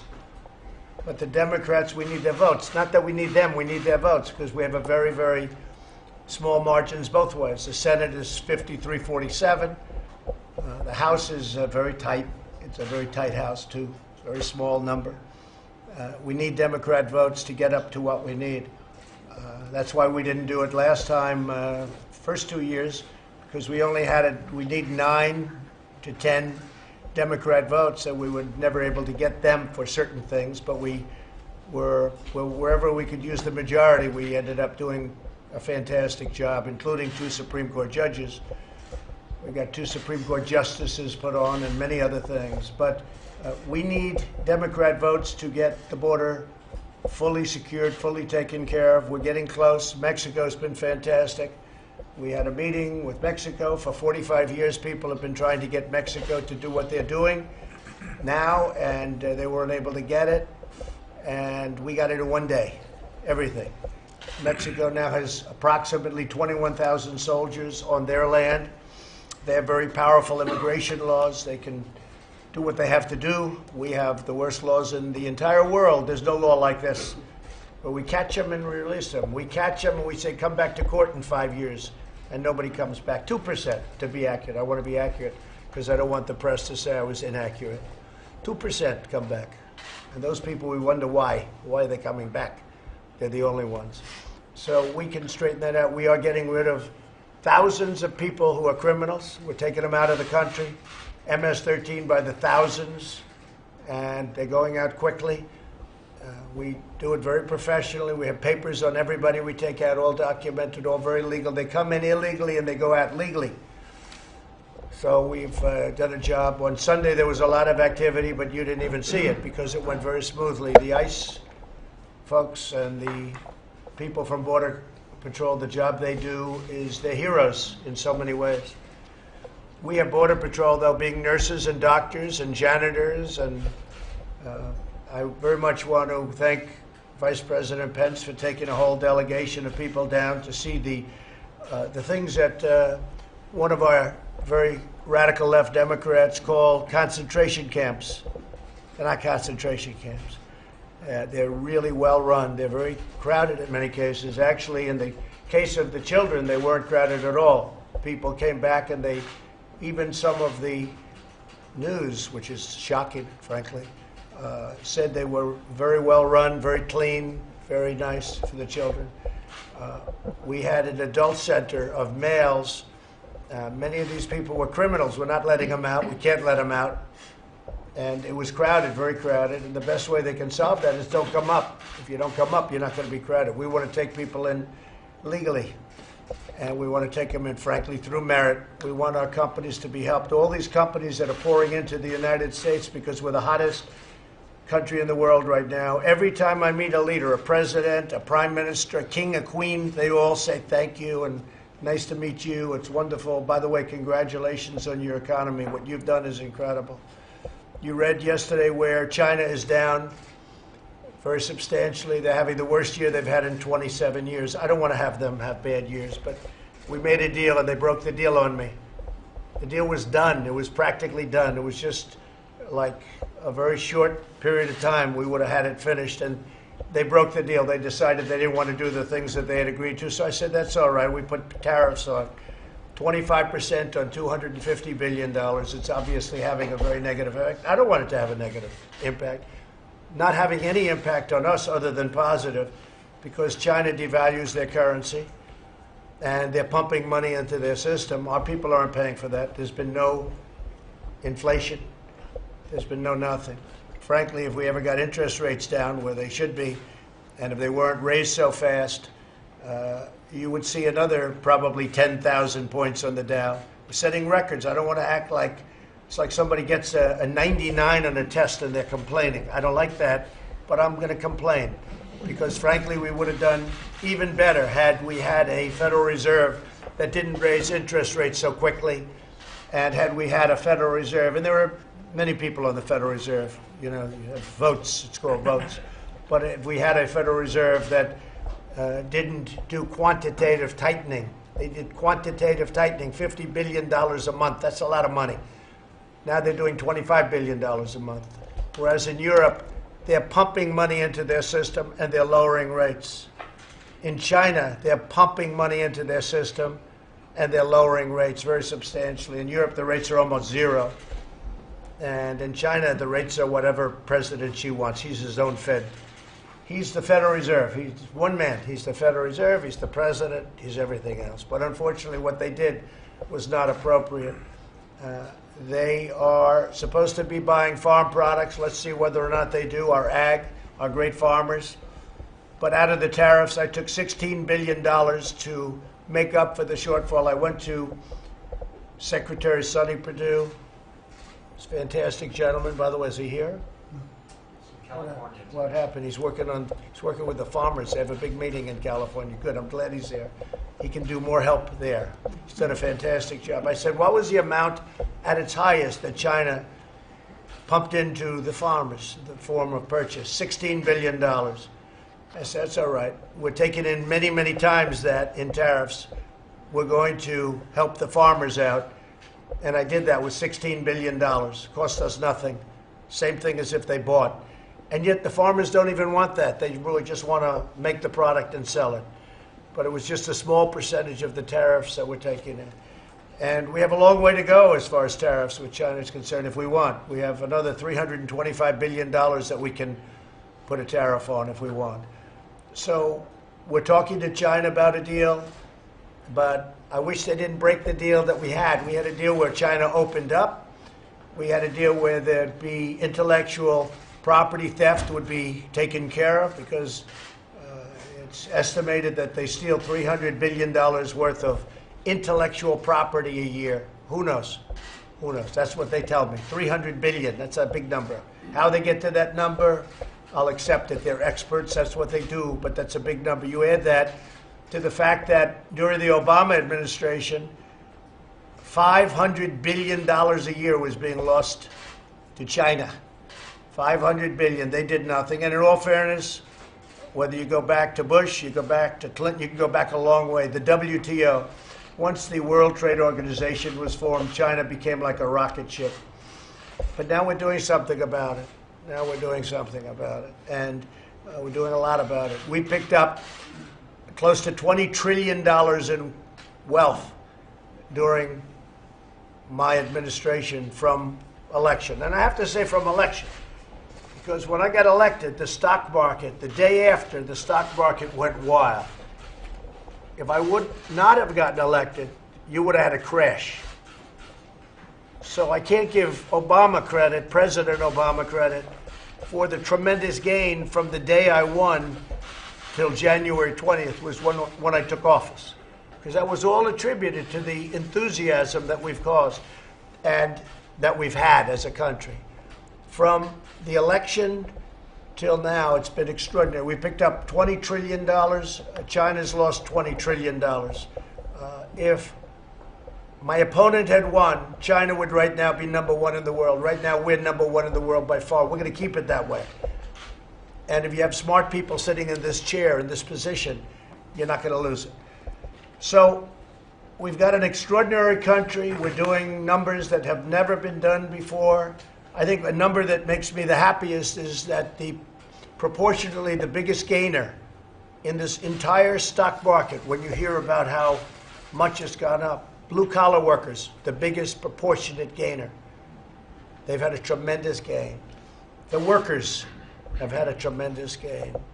People without a diploma, high school diploma, have had a tremendous gain. Our country's doing really, really well. Just to finish, 401ks. People have 401ks. Many of you have 401ks. Your 401ks are up 50%, 60%. Somebody told me 78%.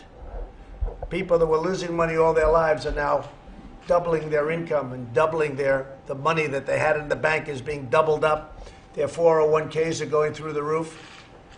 And they're getting a lot of credit from their wives or husband, whichever one. Because the one that's doing it is saying, "You're a financial genius. Darling, I love you very much. First time in your life, I think you're a financial genius." And it would have been just the opposite had the opponent. This country was set for a big fall.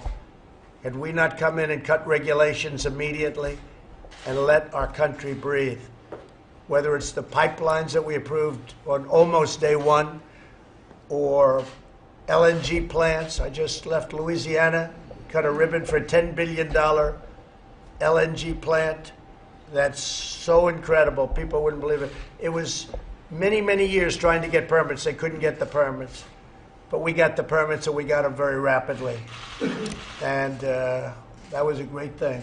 Great thing. You know the plant I'm talking about, Rick. And we have about 6 of them now under consideration. We hadn't built one in 40 years. 40 years. We didn't build plants like that. So our country is doing things that nobody thought would even be possible. We're doing incredibly well. I'd like to start off, and if you'd like to stay for this, you can. Ben Carson's going to say a few words about HUD. And then I think Jared is going to talk a little bit about immigration and some of our plans for immigration. And then we're going to go around the table, and if the press wants to stay, you can. If you'd like to leave, it's like I said the other day, I don't mind. You want to leave? That's your option. You can leave anytime you want. Okay? Please, Ben. Well, thank you, Mr. President. And just before I talk a little bit about what's going on, I just want to thank you for your incredible courage and stamina and resilience with unwithering criticism, unfair criticism all the time. And I would just sort of sum it up by saying, would you rather have a non-politician whose speech is unfiltered, who gets a lot of stuff done, or somebody with a silver tongue who gets nothing done? But I thought I had a silver. I've heard that so often. I always thought I had a silver. But I agree with you. But you know, as I told you before, I think God is using you. Thank you very much. You have said that, and I appreciate it. Thank you, Ben. Now, once again, you know, promises made are promises kept. You said in the inaugural address that the forgotten men and women of this country would be forgotten no longer. And last December, you took the extraordinary act of establishing a White House Opportunity and Revitalization Council. And I'm privileged to chair that. We have with us Scott Turner, who is serving as our executive director also. And thanks in part to the work of the Revitalization Council, Opportunity Zones are delivering an incredible dose of energy and optimism and investment into some of our nation's most economically distressed neighborhoods.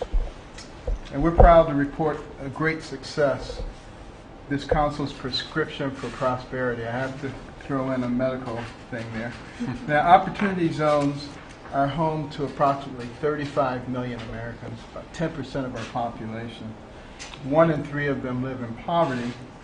And this prescription indeed requires the coordinated efforts of all of the council members, all the agencies, and I want to thank all of my fellow agency heads for the tremendous help that they provided in getting this done. With unemployment opportunity zones sitting near twice the national average, unemployment opportunity zones, forgotten families are just the people that you've been targeting. And over the past year, property sale prices in opportunity zones have increased by 20%, which is about double the appreciation rate for eligible non-selected areas. So what does that mean? That obviously means that those people who live there and who own that property are benefiting significantly, even though a lot of people say you're not getting any benefits. They are getting benefits. And a massive pool of capital is preparing to revitalize these areas with community and business development. And less than 2 years ago, Secretary Mnuchin predicted that these opportunity zones would draw about $100 billion, and a lot of the pundits said that was way too optimistic. But today, like so many other milestones this administration has surpassed, we're already approaching extraordinary figures. For example, last month, the National Council of State Housing Agencies announced that its Opportunity Zone Fund Directory has expanded to nearly $29 billion in anticipated investment. But I might add that opportunity zones for the media, it's one of the hottest things anyone's ever done with respect to inner cities and with respect to minorities. It is working out far beyond anybody's expectation. I don't think it's been written about very much, but I'm not that surprised at that. But the opportunity zones are an incredible thing, and if you want to do something, you should write about them, because what's happened, the employment, the investment, people are investing that would have never invested in these locations in a million years, and they're investing a lot of money. It has absolutely been, you could talk about the number of sites, the number of cities. What's happened with opportunity zones is somewhat of a miracle. Nobody in their wildest imagination thought this could happen. That's right. And to add on to that, we're getting a lot of positive reports from government officials across the country about the investors in opportunity zones and how it's unstoking unprecedented interest in these underserved communities. In fact, last week I was in Salt Lake City, and a big multi-family dwelling is going up with a concentration on people with autism and a center for helping autistic people to get back into the workforce. They were able to do that because of the completion of the gap funding through an opportunity zone fund. And public officials from both sides of the political aisle are united in trying to maximize the impact of the program. The governor of Maryland, Hogan, is spending $56.6 million for training programs to supercharge the opportunity zones. In Mississippi, Governor Phil Bryant has approved a special opportunity zone cycle as part of the low-income housing tax credit program offered to the Mississippi Home Corporation. In Michigan, the governor, Gretchen Whitmer, has issued an executive directive that focuses state procurement practices on businesses located within opportunity zones. And the list goes on and on. The Revitalization Council has played a key role in convening community stakeholders as well as championing the support of public officials and communicating a green light for businesses and investors. And as you know, the council consists of members across 17 federal agencies and federal state partnerships with a core mission to prioritize opportunity zones, including deregulation, grant funding, loan guarantees, infrastructure spending, and importantly, crime prevention. To date, the Council has identified more than 160 federal programs that can increase targeting to opportunity zones through grant preference points, loan qualifications, reduced fees, and alterations in eligibility criteria. And we've already implemented more than 120 of these actions across the agencies. The Revitalization Council has also been conducting a nationwide listening tour of opportunity zones to incorporate the input from community leaders, entrepreneurs, and investors. and to ensure local leaders are doing all that they can to help their constituents in these communities. I personally, in the last several weeks, have visited a lot of communities like Miami, Chicago, St. Louis, Salt Lake City, Birmingham, Las Vegas, and more at the end of this week, more next week. Speaking of traveling, we're blessed to have with us Scott Turner, who is the executive director of the council, and he has been all over the place. Every place I go, they say, Scott was here, and he just told us all this stuff. He fertilizes the ground. It's great. And through the work of the Revitalization Council, we're not only remembering Americans' forgotten men and women, we're helping to elevate them back into a path of pride and self-sufficiency. And what really is opportunity? Opportunity has no color, but it colors everything. Opportunity has no creed, but it gives people strength to believe. Opportunity has no religion, yet it gives us each faith. And I want to thank you for the faith that you've shown to the Revitalization Council as we have championed this incredible initiative across the country. This is a game changer, major game changer in this country. And we look forward to building on this exciting momentum. You know, I'm very excited. I may not look excited. This is about as excited as I ever look. But I am very excited about being able to participate in something that's going to have such a positive effect on so many people in our country. And I want to thank you for pushing this. And I'd like to hear just a bit from our council's executive director, Scott Turner. I'm right here, sir. Good morning, or good afternoon.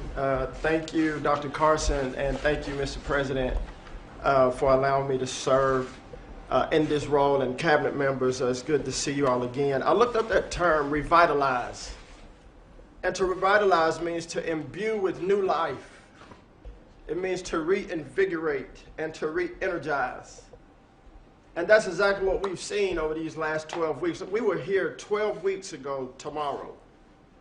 And when the president appointed me to be the shepherd of this council, in the last 12 weeks, we've been to 21 cities. And we have a map that we're going to put up for you just for your visualization. These are the cities that we've been to, and these are the cities that we will go to. And you can look at it after a while. But I say that because we have gone around the country spreading the message of revitalization and true transformation. We've conducted over 65 roundtables, and per the President's executive order, we've convened faith leaders, education leaders, business leaders, entrepreneurs, investors, and most importantly, community people, the people that sit in the neighborhoods on the front porch that have seen the neighborhood, that know the pain and know the potential of these neighborhoods, because historically these conversations have not happened. So we convene these roundtables to have the hard conversations, to ask the hard questions, to create a sense of unity and understanding. You have investors sitting across from grandmothers from the community. You have new business owners sitting across from congressmen and senators and elected officials to talk about this community has not seen X, but it needs to see Z. And that's how it's going to transform. We talk about the spirit of the council. We talk about the spirit of the legislation. Yes, it's economic development, but it's also community development. It's social impact. So the people inside the community can thrive and remain and benefit from the revitalization that's going on in the communities. We've seen tremendous results already because of opportunity zones. And the president said that this is unprecedented. Our country has not seen this in times before from an investment standpoint, from an incentive standpoint, but also from a unity standpoint, when people who don't talk, who don't work together, who don't convene together, come together for the first time. That's America. And that's what we're seeing. And I'm so blessed and humbled. Colorado Springs only has 6 opportunity zones. But they have one of the best prospectuses that I've seen. They have 2 hotels going up in downtown inside of an opportunity zone, a Marriott and I think it's a Spring Hill Suites. That's not only going to spur economic development, but supporting operating businesses, jobs are being created. On the west side of Atlanta, that's one of the roughest parts, if you will, of Atlanta. We were taking a tour. The police don't even go on the west side of Atlanta most times. Investment has not been on this side for many, many years. Drug deals, prostitution right on the corner, but across the street, New housing, affordable housing going up, a private school operating out of a church that's being rehabbed right across the street going up. City officials are moving to the west side of Atlanta because of opportunity zones, and new life is being reinvigorated in this city. I've seen it in Cleveland, Ohio. New entrepreneurs, new business, workforce training, workforce housing right across the street from each other because of the opportunity zones. It's bringing new life, it's re-energizing areas, and we've seen it with our own eyes. In Mesa, Arizona and Phoenix, Arizona, it's a great case of best practice. Arizona State University, which is a major research institution and an anchor institution, has partnered with Mesa and Phoenix city officials and a local developer to develop opportunity zones inside of the downtown corridors. Incubator businesses, operating businesses, multifamily housing, mixed-use development going up, jobs being created, economy being spurred, hope being restored. Dr. Carson and I were in Miami a couple weeks ago. We were sitting across the table in Liberty Square, and two young men from that neighborhood looked at us and said, we didn't think this would ever happen where we live. This is Liberty Square. It's a tough part of town. But one of these young men worked on the project with the company that built the doors and the windows. And he says that all of his quote-unquote homeboys are now asking, when is this going to be done? How can we get involved? It's bringing new life. It's restoring dignity and hope. And as we sat here, that first meeting, that was our prayer, that dignity and hope will be restored. Long after we're gone, this will have a generational impact. That's the goal. That's the spirit. And so I say that to all of you. Thank you for your work. Many of your agencies are doing a tremendous job on this council. It's a great, humbling experience for me to be the shepherd of this council.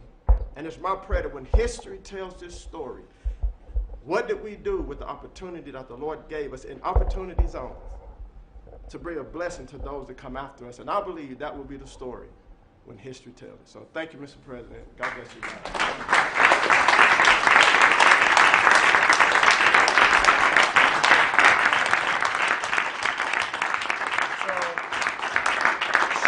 As most of the people in the room know, Scott was a great football player. Not a good player, a great player. Well known for being a great player. Scott, you may be better at this. I don't know if that's an insult or not. You may be better at this, okay? Thank you. Really a great job. Thank you very much. I'm going to ask, Ben, would you like to finish up? It's a tough act to follow, Ben, right?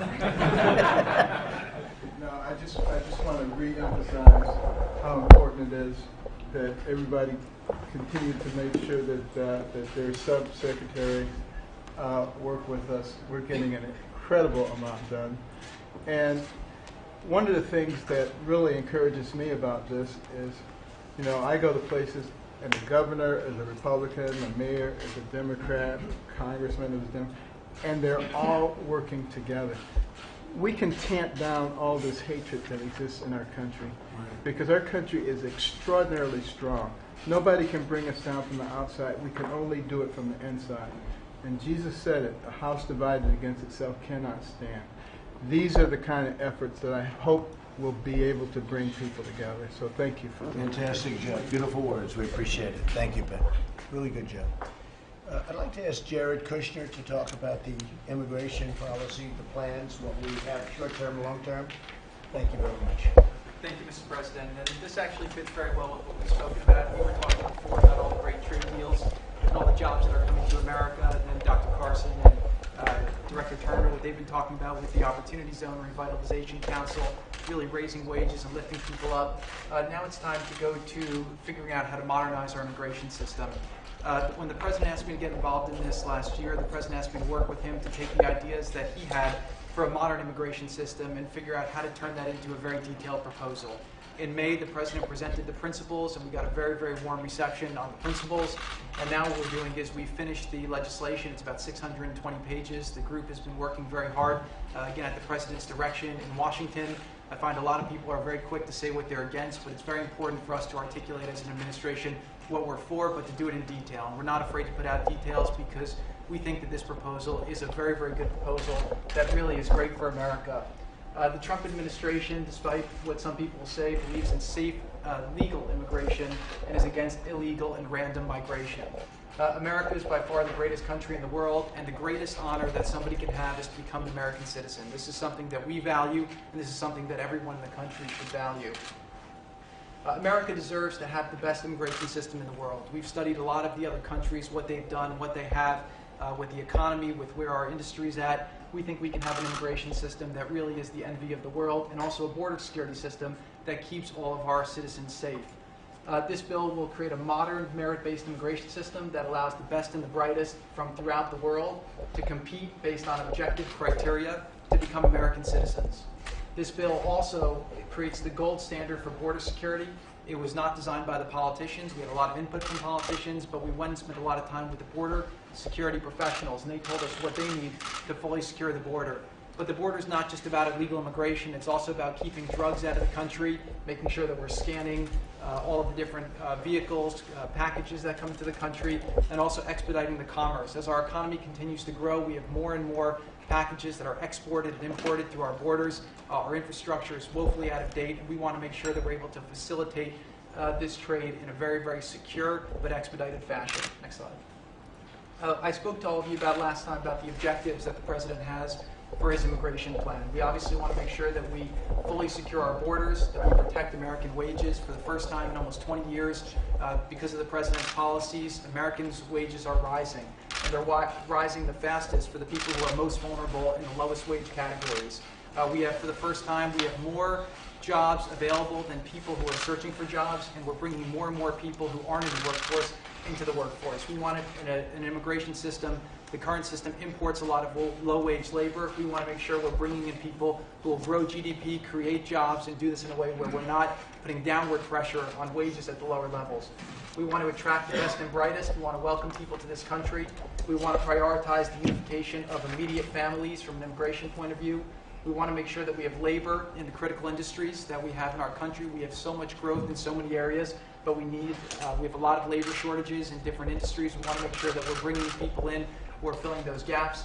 And then we also have to make sure that we preserve our humanitarian values. Right now, a lot of people take advantage of the largesse of America. We're the #1 contributor to resettling refugees throughout the world. We've taken a tremendous amount of refugees, but we have a lot of people who are abusing the system and using it as a way to cut the line and to go in front of a system that was designed to really favor legal immigration. Next slide. So basically the two pillars of what we put together, and it's a very, very detailed proposal, is going to be the merit-based system, which I'll go into more later, then also the border security. And again, I think these are both systems that we could all be very proud of. Next slide. So the infrastructure at the border is very important. What this does is it fully secures our border. It completes the wall. Right now we have over 400 miles of wall that has either been built or is going to be built, and that does a lot of the job. This will finish the job. We want to make sure that all the ports of entry are fully modernized. We want to target that 100% of the people and the goods and the vehicles that cross the border are fully scanned. We have the technology to do this, but we just have not appropriated the resources to do that. This will allow us to really stop all the drugs and the counterfeit goods that are going through our ports of entry. And we want to make sure also for the business that the trade is much more, goes through quicker and is facilitated properly. And we also want to make sure that there's a self-sustaining revenue fund so that we're not in a position where we allow this critical infrastructure to atrophy like we've allowed it to happen over time. And then finally, we want to make sure that we fully enforce the law. We have to fix some of the laws, which this bill does. It eliminates the magnets, but we want to make sure that it's fully enforced. The Border Patrol professionals, who really are amazing people, I've had the real privilege to work with, who do an incredible job to keep us all safe, that they have all the resources they need to be successful. Next slide. So this was the slide that had the biggest impact on me and why this is such a critical thing to securing America's future. Whereas if you look at the top of the slide, you'll see that America's system is a very outdated system compared to some of the peer countries that we compete with. We compete with these countries on trade, and we're also competing with these countries for talent. Right now, just 12% of the people who become legal immigrants. Last year we had 1.1 million people become citizens. That's a great thing. We are keeping the number the same, but we want to change the composition of what that's made up of. 12% of the people who are coming in are filling economic needs that we have. You compare that to some of our peer countries like Canada, they're at 53%, New Zealand at 59%, Australia 63%, and Japan at 52%. Under President Trump's proposal, we'll go to 57%, which puts us right in the range and will make us competitive. And again, the way we came up with this is we studied what all other people in the world were doing. We took their best practices, and we figured out how to build a system that is able to really be the best of everything in the world. Next slide. So to really sum up, what this bill will do is it will lead to a fully secure border. It will solve the humanitarian crisis. It'll make sure we have a secure border both now and then long into the future. It'll protect American wages, the things that we've done in this country, whether it's tax reform, whether it's deregulation, whether it's energy independence, all the work you're doing on workforce training and opportunity zones and trying to lift people up. That's been having a tremendous effect, but we want to make sure that the immigration system isn't just importing low-wage labor to then keep wages down. We want to make sure that it's growing America's economy, and this will do that. It enhances social diversity. It will bring in from a wide range of countries. People will come in, and we figured out how to make sure that we follow the practice that Australia does with diversity pooling to make sure that it gives us a good cross-section of people coming in to maintain what's great about this country. And then it also leads to growing the U.S. economy. It will create over $500 billion in tax revenues over 10 years, which is tremendous. And this happens because it will create a lot of jobs, brings in a lot of people who are then paying into the social safety nets, not people who are coming in and then immediately taking from the social safety nets, which right now have to support Americans who are currently citizens. So this will be a very tremendous thing. It will make a lot of money for the country. And then finally, it will simplify a very complicated system. And this is one of the amazing things. If you try to become an American citizen today, and you go on our website, we have some very smart people in this room. You probably could figure it out, but it would take you a long time. If you go to a country like Canada and you go on their website, you could probably figure it out in about 10 minutes what qualifications you need, what visa you would apply for, how it would happen. Our system over time, it's like a coat of paint on top of a coat of paint on top of a coat of paint. What we want to do here is really sand it down to the base and then have a new system that's representative of the times, that's representative of our values, and something we could all be proud of. So thanks to the President's leadership, we've worked very, very hard over the last 7 months to put this together, really at your direction. This is your plan. We've met now with over 25 Senate offices. We've gotten extensive feedback from them. They've made a lot of good suggestions. We've tightened it up, and we'll be ready to release it very soon. We're meeting today with the leadership from the House and the Senate, and hopefully what we can do is have a unified Republican plan for what it is that we're for. And I think that these plans will keep Americans safer, will keep America more prosperous, and continue to make sure that the American dream is available and America continues to be the promised land for people throughout the world who want to earn their way to become citizens. So thank you for your leadership, and you have information in your binders, and we have a 22-page summary that we'll be submitting to all your offices. And again, immigration doesn't just touch Homeland Security or Justice or State. It really touches all of your agencies. And so if we can get this right, it will really be something that will be great for our country, both in the short term, medium term, and the long term. So thank you very much. Thank you. This is a common sense plan. It's a plan where we've studied almost every country. Some good, some bad, some tremendously successful, some not successful at all. And this is the best of everything. And it gives incentive to people. It also, we have a problem. I'm called constantly by people, they want to have really smart people working in their companies. We have companies where you need very smart people. And we don't have a provision for smart people. You can graduate from a college, you can be number one in your class in the best college in the country and be thrown out of the country the following day. And we want to be able to keep people in that have this kind of genius. Silicon Valley is constantly complaining. They're building places in Canada, they're building places elsewhere because our immigration plans don't allow this. Well, we have to have this, whether we like it or not, we have to have this, and we'll be able to get it. But I've met with many people that have very good intentions, but they have to have smart people, and they have to have smart people stay in our country and be able to stay here for a period of time, not just for a short period of time where they can't even buy a house, they don't know if their family should move. So we're doing a lot of things to help people. I think as you saw it, as Jared really put it very well, our country has a tremendous immigration gap. These are plan after plan after plan, and each plan is very simple, overly simple. When you put them together, they're indistinguishable. You can't, it becomes a maze of complexity that nobody even knows the answer to. You have people studying, we're going to have a really beautiful system of immigration. People are going to be able to come into our country, be proud of our country, and help our country. We want them to help us. You know, it's a two-way street. They have to help us also.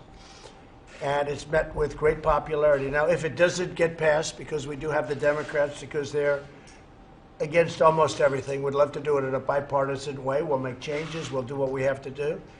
But if it doesn't get passed, it's a campaign issue, because we'll pass it if and when we win the Congress. We'll win the House, and we should be able to keep the Senate, win the Senate, maybe pick up some seats, and hopefully we're going to keep the presidency. That I feel very comfortable. I feel very confident about, but I feel also very confident we have a very good chance at winning back the House. And it may very well be an election issue, because this plan is a plan like no other. This is the best of everything all over the world. And it's a very fair plan. We have to say that and stress it. Very, very fair plan, very compassionate plan. So it could very well be something that gets done where everybody puts politics aside and they get it voted on. Or if it isn't, you know, the election's 15 months away, very close. Who would have thought that? But it's very close, and we will put this as a major election issue. This is what people want. They want this kind of a plan. They want the compassion, but they also want a merit-based plan where people come in and can help our country. So I appreciate you seeing that. I think what I'd like to do, if I could, ask our Secretary of State, who's doing a terrific job, Mike Pompeo, to give you a little update on Iran. I could possibly say a couple of things about North Korea. When I took over, when I became president, North Korea was ready to go to war. We were, I think, headed to a war. It would have been very quickly, too. It would have been a very bad war, a very rough war. But I believe we were headed in that one direction. There was no communication. There was no talk. There were nuclear weapons and nuclear everything being tested. Constantly would be hearing about earthquakes. It wasn't earthquakes. It was nuclear testing. And we were heading in a bad direction. And you saw what happened a few weeks ago when we were in South Korea. And I said, the day before, there was no planning, no nothing. The day before, I said, hey, we're here. Let's say hello to Kim Jong-un. And nobody actually knew how to get in touch. Tough people to get in touch with. But I have a very good relationship with him. And I put it out on Twitter, hey, I'm in South Korea. You want to meet? And we had a great meeting. It was pretty wild. Very good communication. We'll see what happens. But in the meantime, as I say, we got our hostages back. We got the remains back, and they continue to come. We have the sanctions on in full. We're working with China. We're working with Russia on the border. And at some point, I'm in absolutely no hurry, but at some point, I think we can probably do something that would be very good for them and very good for everybody and for the world. So we've made tremendous progress. People don't like saying that. The progress is great communication. Before we had no communication. There was zero communication. Nobody spoke to anybody. They wouldn't know who. I do believe they tried. I do believe it never happened. I think we tried very hard to speak to them, but they weren't interested in speaking. But now they're interested in speaking, and the relationship is very good. I think we've made tremendous progress on North Korea.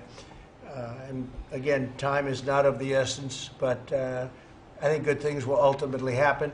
I'd like to ask Mike to say a few words about Iran and what that situation is, please. Thank you, Mr. President. If I may just, I'll try and do it briefly, but if I may just take a minute. In the same way that when this administration came in broadly in the Middle East, you had ISIS with an enormous caliphate, Iran as the world's largest state sponsor of terror with lots of wealth and the capacity to grow their terror campaign. What we've done in these 2.5 years is we built out a coalition of Gulf states, the Israelis, each of whom has been focused on taking these activities on. We've taken down the caliphate nearly in its entirety. And second, with respect to Iran, we've done three things. We've supported the Iranian people.